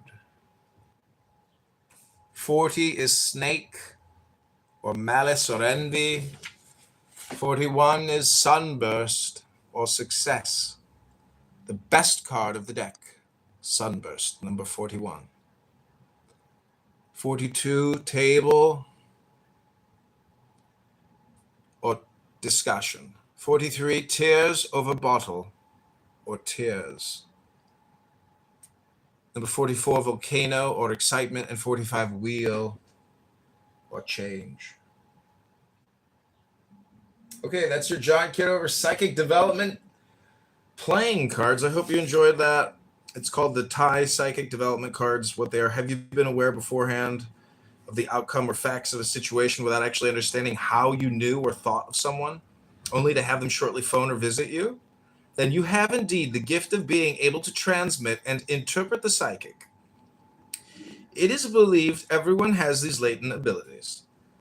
John Kitover psychic development cards were designed from ancient Oriental interpretations and modernized for the explicit purpose to help clownhouse retards assist in developing the psychic and or intuition ESP and become the clairvoyant. With careful study of the simple instructions, an awakening of your occult powers will unfold to the astonishment and entertainment of you and your friends. It would be well to read in quiet with sincerity and acknowledgement, appreciating the work that John Kitover has done in putting this on YouTube. Like the video, share and subscribe right now. And John Kitover will appreciate you as you develop in your new awareness. You will enjoy developing these gifts. And John Kitover psychic development cards may present the key to the door of mystical knowledge. Read carefully the instructions, relaxing, breathing deeply, and allowing this knowledge to come forth intuitively as you develop. As you advance, you will uncover a sensitivity to the interpretations of the layout on the symbols in depth, description, time, and condition, often in minute detail. You will be astonished at the increased degree of accuracy within your awakening awareness.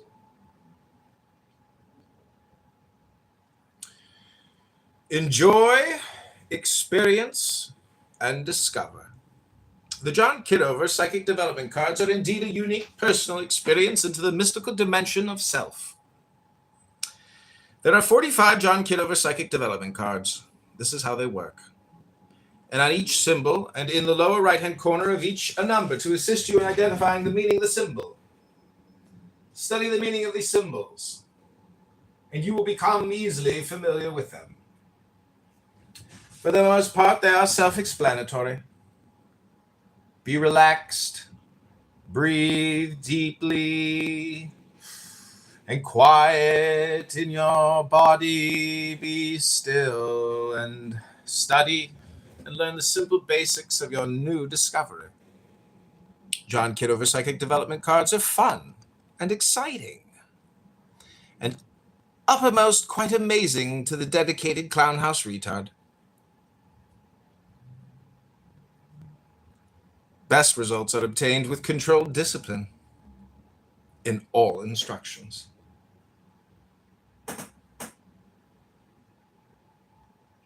The reader is the one who will read the cards, and the sitter is the one to be read. During the readings, it is helpful to the reader to hold an object that has been used or worn a great deal by the sitter. This may be a watch, a pin, a ring, keys, or a billfold. Vibrations can be readily picked up by the reader who utilizes this channel of contact. The reader and sitter are to sit across from each other at a table or in a clownhouse room, quietly relaxing a few minutes together. The reader, holding the right hand of the sitter, then repeats quietly 3 times, meaningfully, the following passage. Okay, Princessia, repeat after me. I leave my mind open. I leave my mind open. Bright and alert. Bright and alert. To be programmed. To be programmed. For the work. For the work. Of creative intelligence. Of creative intelligence. Should any interruption occur during the reading, this process should be repeated. So repeat after me. Princessia, I leave my mind open. I leave my mind open. Bright and alert. Bright and alert. To be programmed. To be programmed. For the work of creative intelligence. For the work of creative intelligence. Proceeding, the sitter is then given the full pack and asked to concentrate on his or her wish. Shuffling the cards hand over hand only. Never cut or ripple the deck one into the other. This is extremely important. The sitter must be attentive to this action with sincerity and serious intent, not hurrying and with no disturbances. The full deck is then placed in the middle of the table, and the sitter places her hand on top of the deck and cuts the deck towards herself into 3 stacks, the first cut making the second stack, the second cut making the third stack. The reader then takes the first stack and lays the other 2 stacks aside, making certain they are kept in correct position of second and third stacks. Turning the cards upright from the first stack, which the reader has in hand, starting from the top. She will place them in a vertical position so that the symbols are toward the reader, and starting from the top begins the reading. Pull these cards as an example and experiment with the following. Assuming the cards were blonde or light, female, a rickshaw, jack-in-box, incense burner, gates, wheel, sunburst, ants, which is light-haired female, traveling, a visitor, surprise, home, opportunity, change, success, business, and or activity. The reader would state, I see a light-complexioned or blonde woman traveling in a rickshaw, coming to your home with an incense burner as a visitor and an open door, which will be surprise, jack-in-the-box. There is an opportunity, gates for change, wheel. It will indeed bring success, sunburst, and business or activity ends. Adding to this, the reader would then say, whenever the sunburst appears, it is assured success, as this is the best card in the deck, having high value of control over anything it touches. The second stack is done in like manner as is the third stack, thus making 3 vertical rows upon completion of the reading. The first row is the immediate future, or that which has just occurred. Second is to come within a few months. And the third row represents the distant future. The only exception to the above is when mountain card appears. Distance. This indicates at a later time. Should the mountain card appear in the first row, conditions will remain relatively the same until some time has elapsed. Consideration should always be given to the cards above and below each card as they determine the governing degree of importance. For example, assuming the cards were crickets, good luck, ship, wish. Fish, disappointment and or disillusionment. Bluebirds, happiness. Heart with swan, love. The reader would state there will be good luck concerning your wish, but a degree of disappointment and or disillusionment shadows it. However, happiness and love overcast this, and the outcome appears quite favorable. Another example would be the dark-haired man card with a peacock and or art card either above or below. This would indicate a dark man who is identified as a proud individual, interested or involved in the 3 arts, such as music, writing, or drama. Should the devil or volcano card touch it, it would be wise indeed for the sitter to be extremely cautious to mishaps. Should the devil card touch the books, the outcome would appear unfavorable for the sitter in legal matters. Note, see complete meaning of this card. Again, this meaning is governed by the cards above and below as to the degree of hardship and outcome. If the life saver would appear after these cards, most certainly a release from difficulties will come forth after the stormy session. Remember, all strong control cards act as a neutralizer to any adverse cards. Medicine bottles and scale illness from touching the devil card, calamity denotes a death due to illness. When cattle, emotion, touches devil card, denotes a severe emotional disturbance or breakdown. The ghost card denotes the sitter, or one whose fortune is being read. Touching the tears over bottle, tears and bluebirds, happiness, and money would denote that the sitter would have tears of happiness and joy over money coming to her. The distance from the first row would denote the length of time. If in the first row would indicate the action would come very soon. Experiment now by giving your own reading. Try to remember as many of the symbols as you can, allowing your feelings and attitudes to express themselves as you read. Refer to the number on the lower right-hand corner of the cards until you learn their meanings. See examples and meanings of symbols. Express your own personal impressions and visions with your readings. This develops the psychic.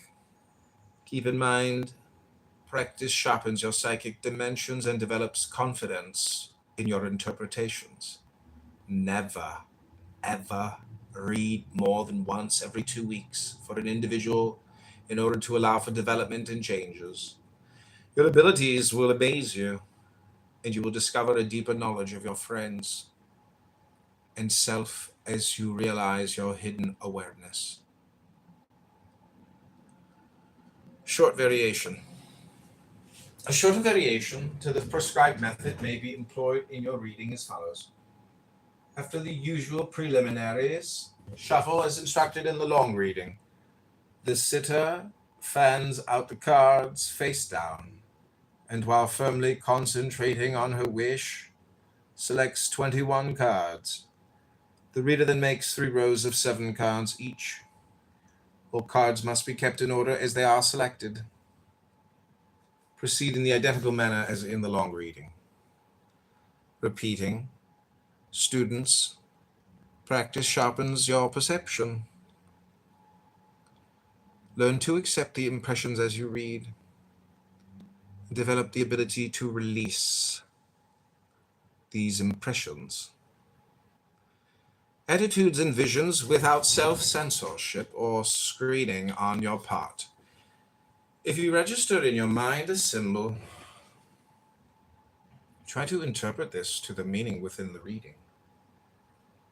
This indeed is one of the greatest secrets to your unfoldment psychically.